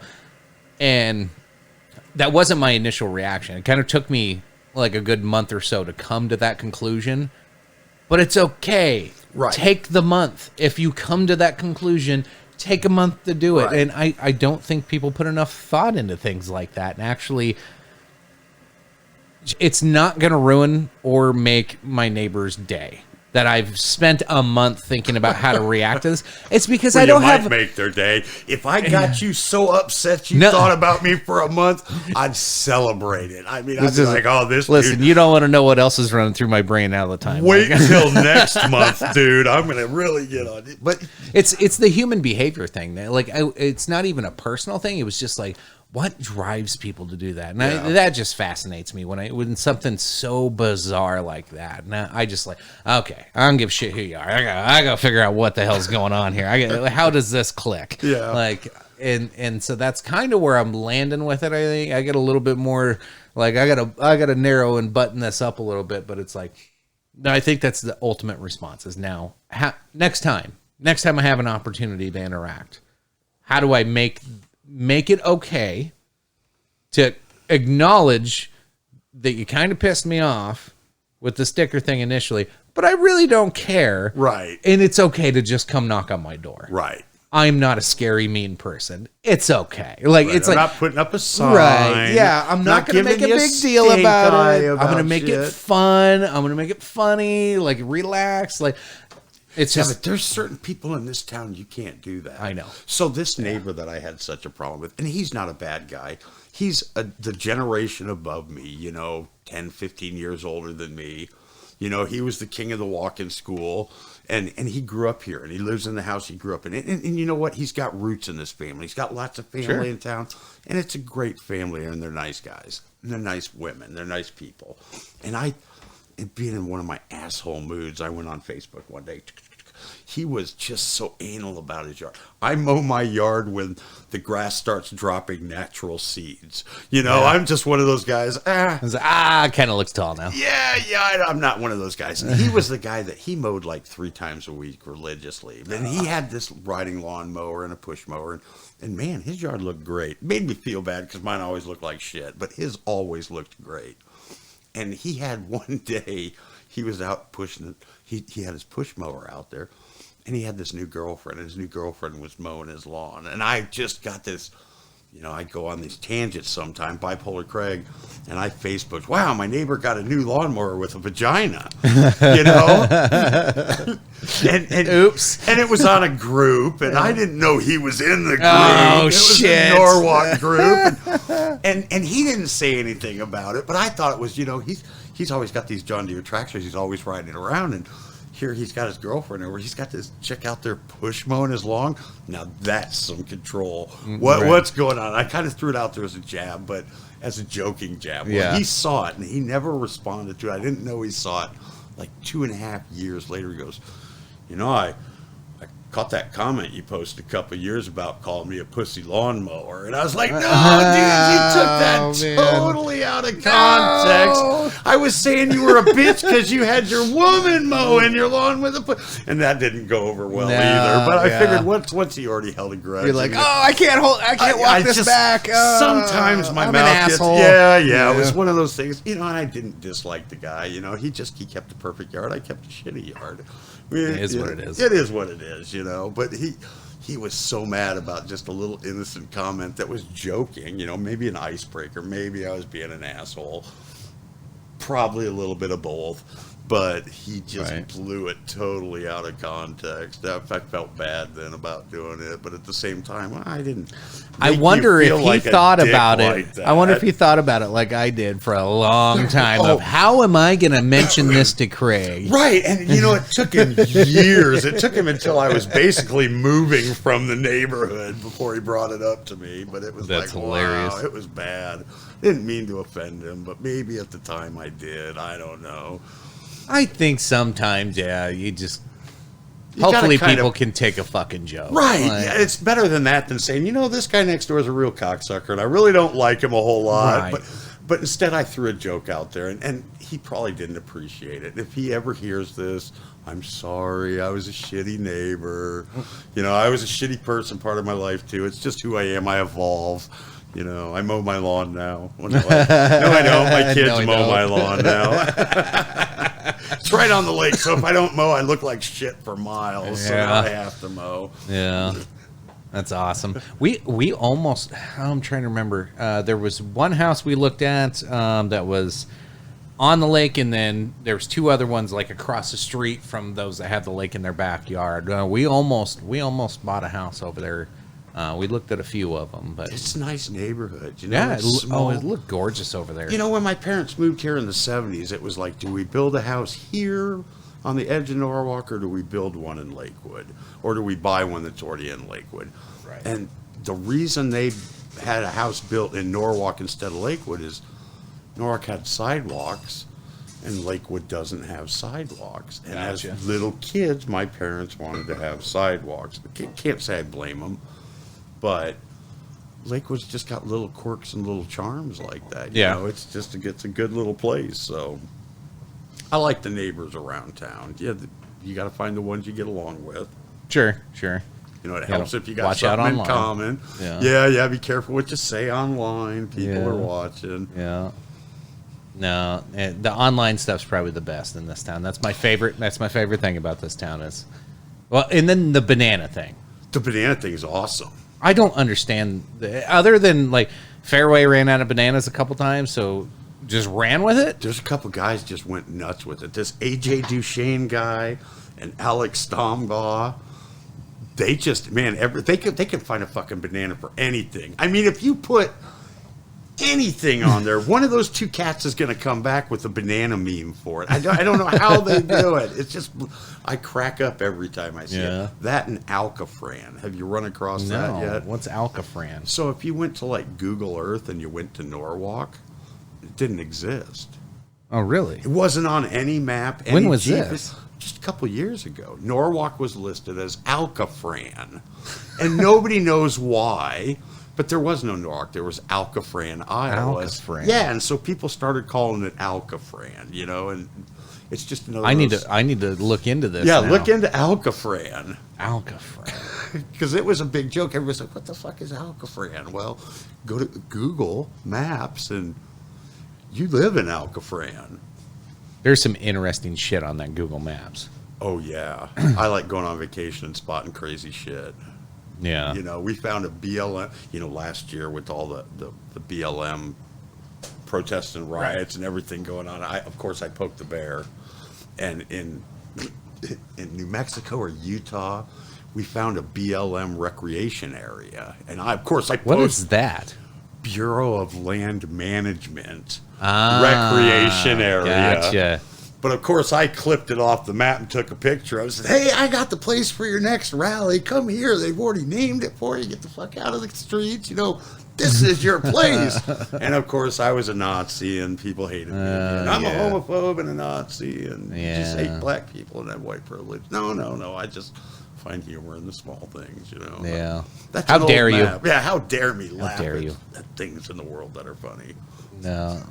But damn, you got to laugh at it a little bit too. You know, it's not Right. everybody's trying to be offensive. Some people are Some people are just living life, having a good time. right. So you find stupid shit funny sometimes. And maybe not the most colorful thing to do Yeah. laugh at. Sometimes it doesn't land right with everybody, I Right, guess. Yeah, right. It's okay. like I can't call a female impersonator a drag queen because I'm not a drag queen. I have to call her a female impersonator, and just, you know, there's those little quirks in life where I maybe not be as ethically couth about things sometimes. That Well, I don't know. That's one thing that I think what separates a lot of the country, because like I got some buddies that like, you know, East Coast buddies, West Coast buddies, Southern buddies, like, and then those in the Midwest. Like here in the Midwest, a spade's a spade, right? Like that's what it is, right? Well, you can't say it. Well, why not? That's what it is. Like, it's a weird thing, and like maybe it's just the dumb old hick in us that we all grew up with. But then, you know, on the East Coast, they're brutally fucking honest and mean about everything. Right. Like, and you're just like, Jesus, like, have a have a heart, man. Like, you know, there's a difference. Same thing down south. They're kind of that way. They're blunt. They're in your face, but they're super nice about it. And it's honest. Yeah, brutally a lot of out the time. west. They'll lie in your face, but they'll smile while they do it. Like, it's gross. Yeah, but I'll tell you what, one of the craziest experiences I ever had in my entire life. So I grew up here, and yeah, Norwalk's a Caucasian community. We don't have a lot of diversity. You know, we always had one or two or three black families and an Asian family and a Hispanic family, but we never had a lot of diversity. So here we didn't have it. Now I have a lot of friends and family that lived on the south side of Des Moines, so there was a lot of diversity there. Yeah. The Italians and everybody else. But I never really saw people as different. I mean, they're different. I might not know what your culture's like, but you're still a person just like me. You got a mom and a dad and family. But everybody was separated when I was younger. The south side was really white, and Norwalk was, and there wasn't a lot of mixing. You know, the black populations were in the central and in the north part of Des Moines, or the east side of Des Moines, and West Des Moines was all Caucasian, and it was really kind of a segregated community. And then when I moved to Arizona to go to college, it wasn't segregated at all. Everybody was in peaceful harmony in the one thing that nobody wanted to be around the people that came across the border illegally. If you were born here, you were all one family. I had black friends and Asian friends, and they were no different. It's just everybody hated the people that came across the border. Gotcha. And it was like, wow, this is awful. I never grew up because, you know, we didn't have Hispanic communities in Norwalk. Right. You know, we had the occasional ones that worked at the apple orchard and seasonal, but we didn't have Hispanic families back then. And now we do. They've come out, and their communities here now are everywhere. Sure. There's some hard-working individuals. Yeah. They bust their ass. But when I lived in Arizona, man, people didn't like them. But blacks and Asians and white people, they all were best buddies. But they kept the Hispanic community segregated from them. Where here, it's everybody's separated into their own little subculture. There, everybody's in one big subculture against the common. And I just never, you know, I was an outsider looking in, moving down there.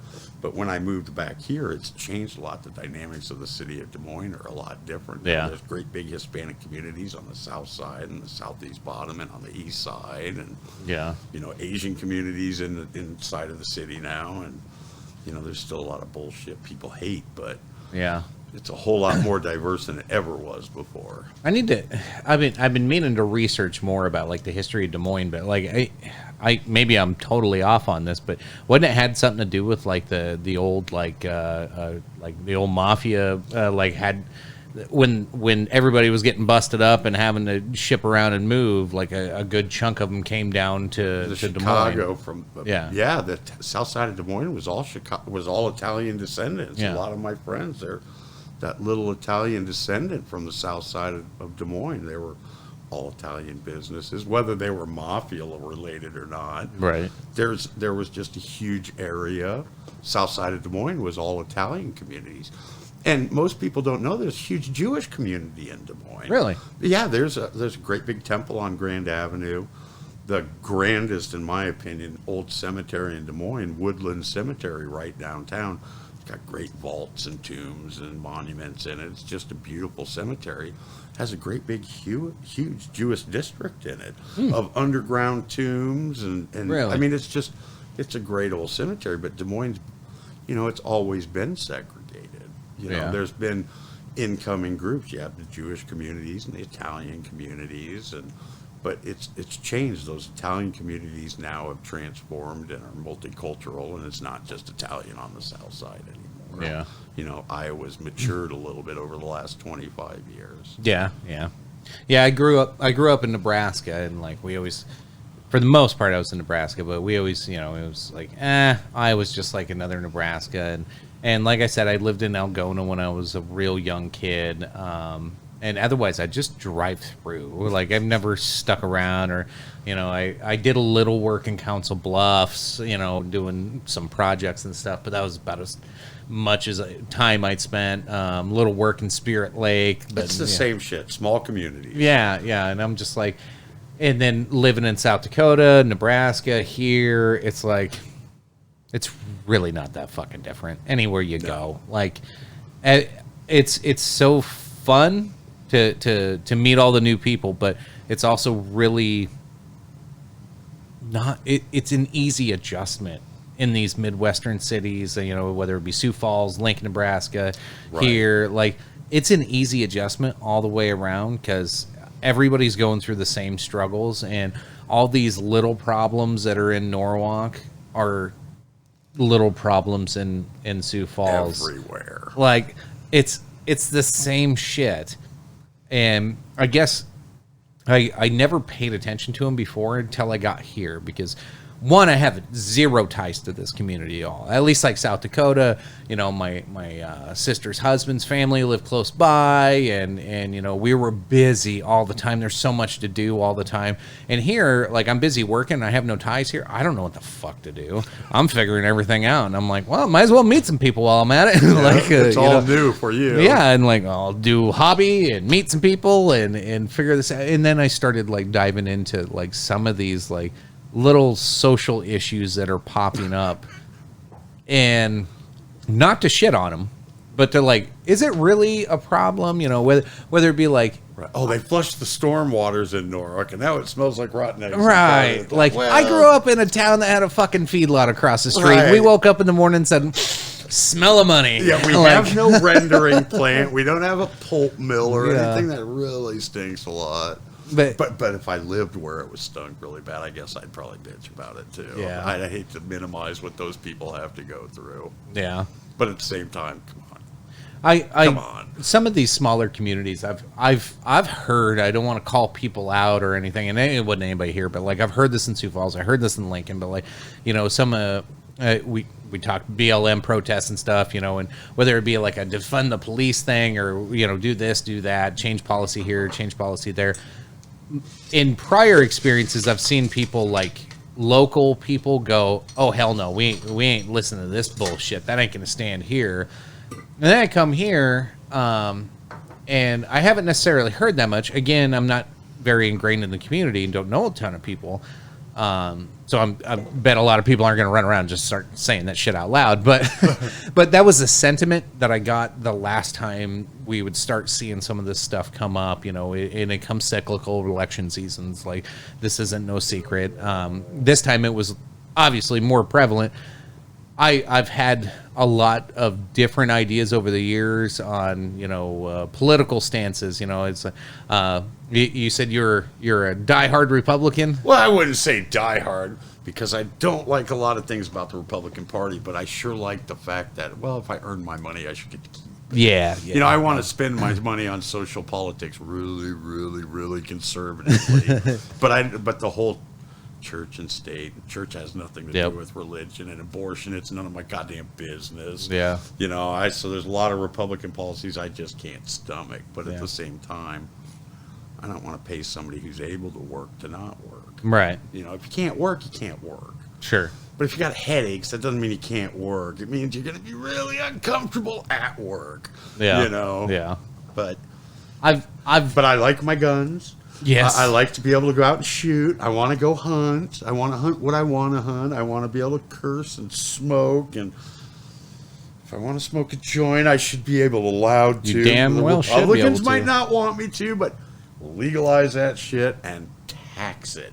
Yeah. There goes all the money problems. You know, look Yeah, at color. Republicans just like got mad at you right there. Well, I Yeah. know it. Well, they did with the abortion comment too, and the religion Oh, policy. most of them don't give a shit about abortion anymore. They gave up that fight a long time ago. Well, they're just fighting it on the news again tonight. I heard it's like overturn Roe versus Wade. Oh, Jesus that Christ, shit. that was 40 years ago. Knock, that party's dead. Stop Yeah. it. Let it be. Stop it. The world's evolved. I've kind of been all over the spectrum on the political map. Like coming up younger, I was super liberal, like screaming from the rooftops. Like I actually predicted Obama when he was a senator before he ever even thought about running for president. Like I watched like 2 or 3 of his speeches. I remember telling my government teacher, I was like, he's gonna run and he's gonna fucking win. I'm telling you. Sure shit, fucking right away. He, that later on that year, he announced he was running, and then, I've always been kind of heavy into the politics side, and I came at it from a left-leaning perspective, and then Obama ruined it for me because everything he said he was going to do didn't happen. No, and so I was like a disenfranchised liberal at that point, and then so I went hard for Ron Paul. Still love Ron Paul. One of the greatest. the revolution. Yes. Everybody always asks, what happened to those thousands and thousands of people in the stands? They're all just sitting in limbo right now because I think most of them are lost. Obama ruined that. Then Ron Paul got screwed over, twice. Well, he shot himself in the foot. When you say everybody's going to be taxed the same and you can do your flat taxes on a 3x5 card, everybody pays the same thing. Holy shit. I mean, that's like telling everybody out there. Was that him or was that, I thought that was Ben, was that Ben Carson or was that? No, that was Paul. Because Paul wanted to end the Fed. He wanted to get rid of the. Right. He just wanted to get rid of it. Yeah. But how many jobs would that, how many federal employees would that have cost, man, when you think of, and big deal, we're at 3% unemployment right now. Privatize it. Yeah. Right. But he was like, man, you want these, that's like saying, I'm going to run for city council and fire the government. Fire all the cops. That's right. I'm going to hire all new cops. Well, holy shit, did you just bury yourself? Because how many people know everybody's connected. Yeah. So yeah, I went on that whole spiel. Then had my son, kind of fell out of love with politics, and it was like the early years of having a kid. There's focus shift. There's like 3 to 5 years of you're like, I don't know what the fuck happened in the rest of the world. I was just trying to keep this thing alive. Right. This one walked and he feeds himself now, and he's not in diapers. I was like, that's what happened during this. He can pregnancy. get me a beer out of the fridge now. What's on TV? And like SpongeBob. Still. But and then this last, like the 2016 election. I was starting to like get back into it, but I honestly did not like Donald Trump. I honestly did not like Hillary. I was just like, oh, this is going to be another shit. Like I didn't like the libertarian candidate, but I guess he was least harmful. I was like, okay, I guess I'll just whatever. And I kind of threw my vote at him in 2016. And I was like, whatever fucking happens. And then Trump won. I was like, what? Really? Right. That fucking happened? Okay, well, let's see how this goes. And then, like, seeing the hate he got, and I don't care. I came at it from the outside of, like, I actually did not like him in 2016, but I saw how it was just so, I call it red-pilled. The definition of the red pill that I would give is, the corporate media is lying to you to push a narrative. You bet. And he did not help himself one bit. I mean, I like a loudmouth. Yeah. But man, I'm an asshole. Sometimes it was fucking great. Well, yeah, I'm a complete piece of shit asshole.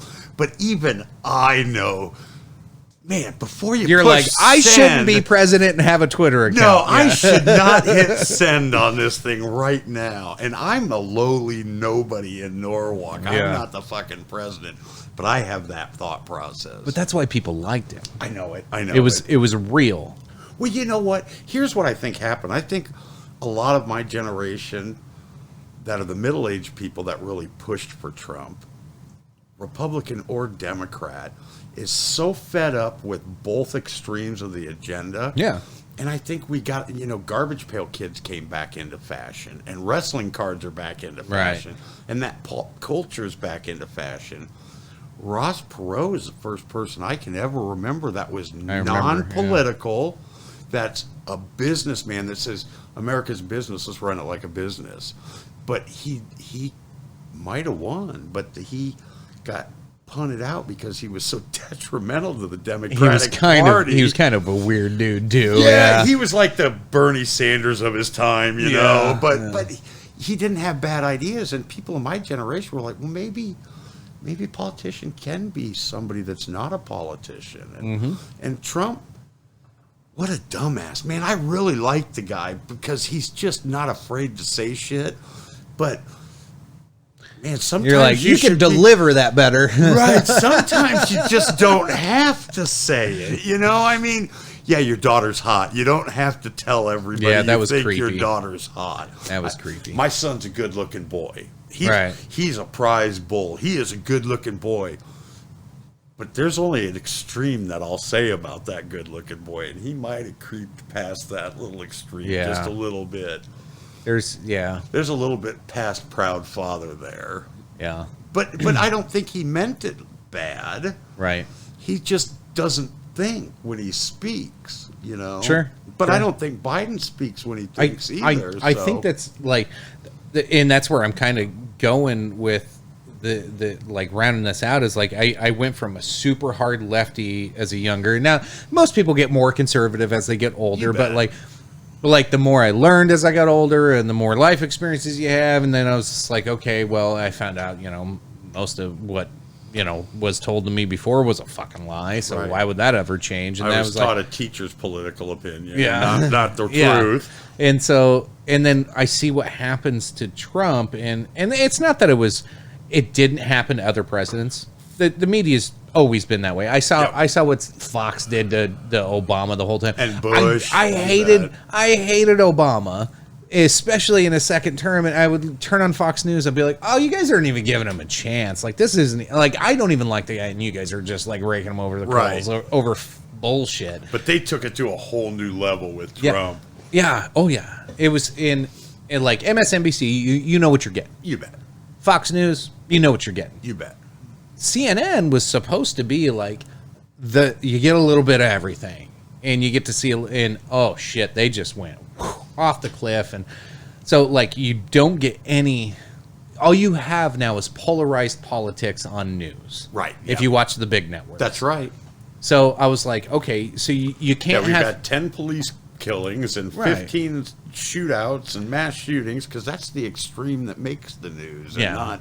Oh yeah, if it bleeds, it leads. That's right. And I joke about this every now and then. Like I'm kind of a math dork. I love numbers, and that's a lot of what my job is. And I can manipulate any stats and numbers to tell whatever story I want, and I'm fucking great at it. You bet. And every time I see the news pop up a stat, I was like, there's a dude just like me that made that shit up. Right, I was like, give me that same data set and I can argue the other way. I guarantee it. My son didn't look at it. He was like, oh, but this poll and this says this. And I said, okay, check and see how many people were in that poll. Yeah, it's like 50 people in a very convenient neighborhood. Right. If you go to the whitest of white neighborhoods in Delaware and poll them to see who they're going to vote for president, chances are you're going to get a Republican. And then if you go to Southside Chicago and you do the same 50 people, you're going to get another extreme altogether. You know, he didn't understand that they don't pick a random sampling of the people. So stats are just bullshit. Yeah, it's convenient numbers to prove your point when you don't have a principled argument to prove your point. So you need stats to back it up. That's right. That's basically what it is. Let me show you this. Whenever I'm arguing with somebody and they're like, they have to bring up stats, I'm like, oh, you're not principled. Like, okay, that's where you're coming from. Like, I'll listen to anything. I'm not going to die on any hill for anybody. Right. But so anyway, bringing this back, like this last, like I was like closeted, like I'm probably going to vote for Trump because Joe Jorgensen, Jesus. Like, she was the worst libertarian candidate ever. Joe Biden has been the worst Democratic, he was a terrible senator, he was a terrible vice president. He's just been all around terrible. I honestly felt bad that they pushed him. I still, like, when I see him on TV, I feel terrible. Like, I see everybody making fun of him. I see all the clips on there, and I just think to myself, if I was his wife, I would be like, stop. Right. Stop. If I was his children, stop. I don't want to get into his children. Just need to retire. I don't want to get into his children, but I say, yeah. Well, turn your computer off. They might be listening. We can do that after. But I just sit there and think, like, how sad is this? That the politics is it's almost, I feel like they're abusing an old, like, this is elder abuse. I'm not saying he's always out of it, and like, I've seen him have coherent conversations, but, like, it's not getting better. But even those coherent conversations, I keep thinking in the back of me that there's a marionette puppeteer up above him somewhere. Right. But not that, sure, I don't think Trump was a puppet for anybody, because he just was too That dude's just too brash, yeah. Yeah, he was just too stupid and popping up at the mouth to be taking orders from anybody. But Biden, I don't know if he's... I hope he does a great job. That's all I can say. He got elected, man. I just wish him the best of luck. I hope he finishes his term. And if he's great, I hope he has 2 terms. Yeah. I don't see it. Yeah. But I hope he does. You know, I want the best for him. I don't want to see him trip on the stairs again. I guess that's what, like, I'm on this, like, curve of back away from the GOP now. It was like I went in for Trump on this last one, and it was basically in what my sense, everybody hates this, but it's in my opinion was the lesser of 2 evils. You can call a guy every name in the book that you want. That doesn't mean it's true. Right. Like, I have my own brain. I don't have to listen to what Rachel Maddow told you to say to me. Like, yeah. But when you've got every major news network publicly saying everything. It was so bad. And you couldn't have a dissenting opinion about anything this year. No. And if you tweeted about it, you got blocked. And if you posted something on Facebook, you got fact checked. Still do. It's terrible. But you know what? That's the growing world we're in. It's a media corporate world. Until we get, and it's never going to happen, real grassroots Americans going into public office. And we can have them on the local level, but on a federal level, it's just... Well, that's the thing, is I don't think grassroots Americans actually want power like that. And politics is a struggle for power in definition. And you or I, like, I've thought about it before. I was like, it'd be kind of fun to run for office, but, like, I know if it... That's a lot of work, too. Well, worse came to worse, and they start the smear campaigns and all the bullshit that comes out. I'm just like, I don't want that. Right. Like, I'm not that mean of a person. Like, I won't come back at you. I am. I'm a ruthless bastard. Like, if it's a one-on-one thing in private, sure. Like, I'll get ruthless. But, like, on a public scale like that, I'm not going to ruin somebody's family out in front of God and everybody. Takes now, I know, and I'm like, nobody wants that. No. And the fact that we all, like, root somebody on, and this is the only reason, like, I was hesitant to even vote for Trump, is just because it was such a... I knew he was going to play ultra dirty. And I'm like, I just like, this is gross. Everything about the 2016, the 2020, and I know 2024 is going to be fucking awful. Be terrible. Like, it's just gross. And the fight for power that ruins people's lives and families to the point where you have riots in the streets. All this is because of the politicians. You can blame it on both sides. Yeah, it's not the police's fault. It's not the criminal's fault. It's politics behind everything. Yeah, a good majority of it. Yeah, and then January 6th, if you want to talk about Ashley Babbitt getting shot, or if you want to talk about George Floyd, like, this is the result of you rooting for one side. That's right. And I think that's... And I was proud of January 6th. I was watching it with my wife and there was a little sense of like... Well, no, not even... I was like, this is how you peacefully protest. I'm watching it, and I was like, this is great. This is what BLM is missing, and what a lot of these really radical groups, QAnon, and all these other real hate groups that are out there. Not that BLM's a hate group or QAnon's a hate group. I Right. don't know. But, you know, these groups that are unity groups. And then all of a sudden these assholes stormed the building. And it just all went out the window. Now it's not a peaceful voicing of your opinion. Right. Now it's a bunch of reckless assholes running the streets that months ago were condemning what was going on in Minneapolis and in Portland. A bunch of hypocrites now doing the same dumb thing, you know. And it was a real day where I was like, Trump, you've embarrassed yourself. You've embarrassed not with what you've said through 4 years. I remember texting my buddies, and I was like, "Did Trump just start a coup?" Like that was like my first. Or no, it wasn't a coup. Yeah, I think he said. I was like, "Did he just stage a coup? Like, are we watching this right now?" Like, I was watching it live. It was sick. I mean, it was like, holy shit. It was intense. And was it him that caused it, or was it a bunch of just idiots that were there? I was like, post after you watch all the video and you get the timeline, like he didn't expect people there to go back windows and go. Oh, that shit was happening before. Yeah, any of that was going on. It's no different. There's people that it's funny that Viking guy that's at the Trump rally and all in the Phoenix BLM rallies, and that's just the kind of guy that was just protesting to protest. You know, he didn't give a damn why. He just wanted to have a reason to go out and have fun. But you know, if you got a cause, protest it. Right. Don't be violent about it. But no, truly, none of these people in power care about you. It's you know, the founding fathers put this country out there, and states were supposed to dictate what their people did. Mm-hmm. And the federal government's supposed to make sure all the states treat all their people well. But they weren't supposed to be passing laws for individual states to be following. That's on the individual states. The government's kind of expanded and said, Big Brother, the federal government needs to come in and dictate how people's lives are run. And you can look at it one side and go, oh, those bastards' job's not to ruin my life and pass more laws of what I'm doing. And then you can look at the other side that's saying we need this to be safer and to be a better civilized population. And both sides are right. Right. But neither of them will come together to come with one real good thing. It's all about division, and division keeps the people in power that are in power. But if we could get back to states taking care of their people. Yeah. You know, the whole Federalist, the beginnings. And yeah, you know, California might need a $15 an hour minimum wage. They probably do. I have no doubt about it. But Idaho doesn't. No. You know, and Iowa, I don't know that they do either. Right. You know? Yeah, when I was a manager at Wells Fargo. I had employees all over the country, and some of them didn't make $15 an hour, and they had college degrees. Yeah.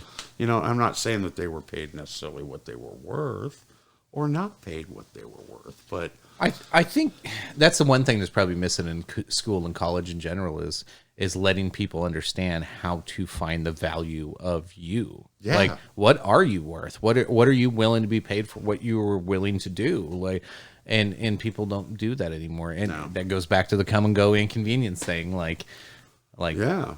The value, good for the people that didn't show up to work if that's really what's going on, because maybe they realize that they're worth more than what they're getting paid. And I'm sorry for come and go if that's not what it is. Yeah. You just couldn't hire people. Yeah, it could be either way. I'm just like, it's such know your value. Right now, I'm bored. Maybe I'll get a part-time job. I found one place, and it was like, oh, this would be cool. I can do this disabled 4 hours a day, and it pays like $13 an hour. Well, I'm worth more than $13 an hour, but to do what they're wanting me to do, yeah, I'm game. I would have done that 25, 35 years ago. I'd have done it for $2 an hour. Right. So this is fantastic. Yeah, you know, and you know, maybe Casey's make donuts in the morning. Those menial jobs that pay $13 an hour that people don't think are worth it. Man, wait a minute. Somebody's living on that. You know. Yeah. Somebody's living on the donuts and that stupid gross breakfast pizza you picked up. Oh, jeez. cheese on dough. Yeah, pretty much. Sorry, Casey's. Yeah. My kids love that Casey's pizza. That's so sick. But I just hate pizza now. Cardboard. You know, my kids are 13 to 23, so I've got at least 23 years worth of macaroni and cheese and pizza in me. Yeah. Macaroni and cheese quickly turns into cardboard tasting. And spaghetti and yeah. All pastas. Yeah. Pretty much. No. Hopefully 2024 election goes better. We don't have, I don't know. I needed to like develop my mindset of like, am I going to pay attention and be involved? Or maybe I'm just going to sit this one out because I think it'll depend on who runs. If Donald Trump runs for president again, it's just going to be a shit show. Yeah. If it's his son and his daughter, it's going to be a shit show. Yeah. If it's anybody, you know what? I think it's just going to be a shit show in general. It's been mudslinging since Reagan. I've lost a lot of faith in not necessarily politics. I never had faith in politics, but I've lost a lot of faith when it comes to the, I don't know what you want to call it, the system or the establishment, or like is this really benefiting anybody anymore? And like, this is causing more harm than good at a certain point, long term and short term, from what I can see. I mean, you know, we'll see what happens with inflation. We're going to see what happens with retirement accounts. Like, there's a lot of bad things potentially coming around the corner, and that's Trump and Biden's fault already. You bet. Like, and maybe Obama's before that. Yeah. Some of his policy might still be kicking in. And all of it. And I shouldn't say Obama's policy. It could be the piss and match that was still going on during Obama's. Could have. But all of it like always stems back to who's getting more power and pushing their power into existence, and we suffer for it. Now, sometimes we gain. Sometimes there's some something we can roll with off of it. Society is not growing. I think we're degrading into more of like tribalism and like ready. I'm waiting for people to just start picking up rocks and fucking throw them at each other. That's what it feels like it's about to happen. It's been a couple times this past 12, 24 months. I've been waiting for a civil war to happen. I know. It could pop off at any time. Yeah. Now, of course, those extremes that'll do that will get destroyed really quickly, but it could ignite something really fast. Whether it's I'm surprised we haven't had another Waco or fucking something weird. But yeah, like January 6th was the closest thing you've probably seen to it. I told some of my buddies, like, January 6th was a group of probably 200 or less people that actually wanted to do something. Of those 200, probably 50 of them were actually serious. Yeah.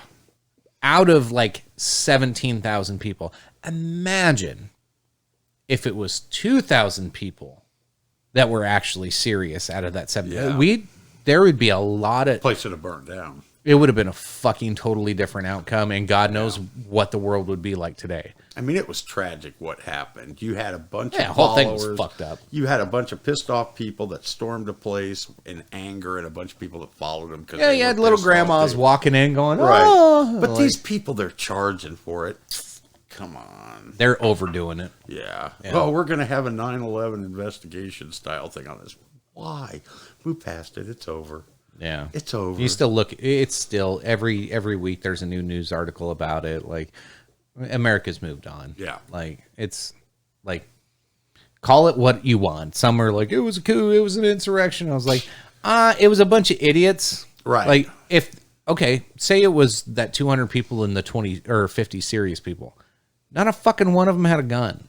So they weren't that serious. If they really wanted to take over the government, which was not their of any type, they were not trying to take anything over. Like, they had some weird fucking. And even if they did, it would have been a handful of people, and the dumbasses that were there trashing the place would have stopped the other dumbasses from doing. They would have got taken down by their own. Yeah, so the whole thing was and that's what the media is going to use to fucking smear them. It's no different than watching TMZ about the Hollywood scandals anymore. Oh, yeah. That's what politics has turned into. Can't watch it anymore. It's just there's no facts anymore, and nobody has time to read.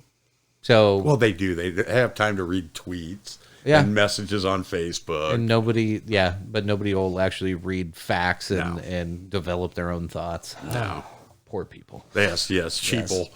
Sheeple. Yep. Yes. We are all sheeple, I guess, at the end of the day. Absolutely. Somewhere along the line. Yeah, we're consumers. Yep. Awesome. Craig, appreciate you coming over. We can wrap this up and we can chat some more Sounds afterwards. good. Some of the more. Oh yeah, I got something I'm going to put your ear to. Yeah, You're going to get a kick out of it. I appreciate you coming over. Anything you want to say to Norwalk and the people of? Be nice to each other. Damn Even if right. you don't like your neighbor, be nice to them. Beautiful. Beautiful. All right, that's it, folks. Catch you next time. Appreciate you.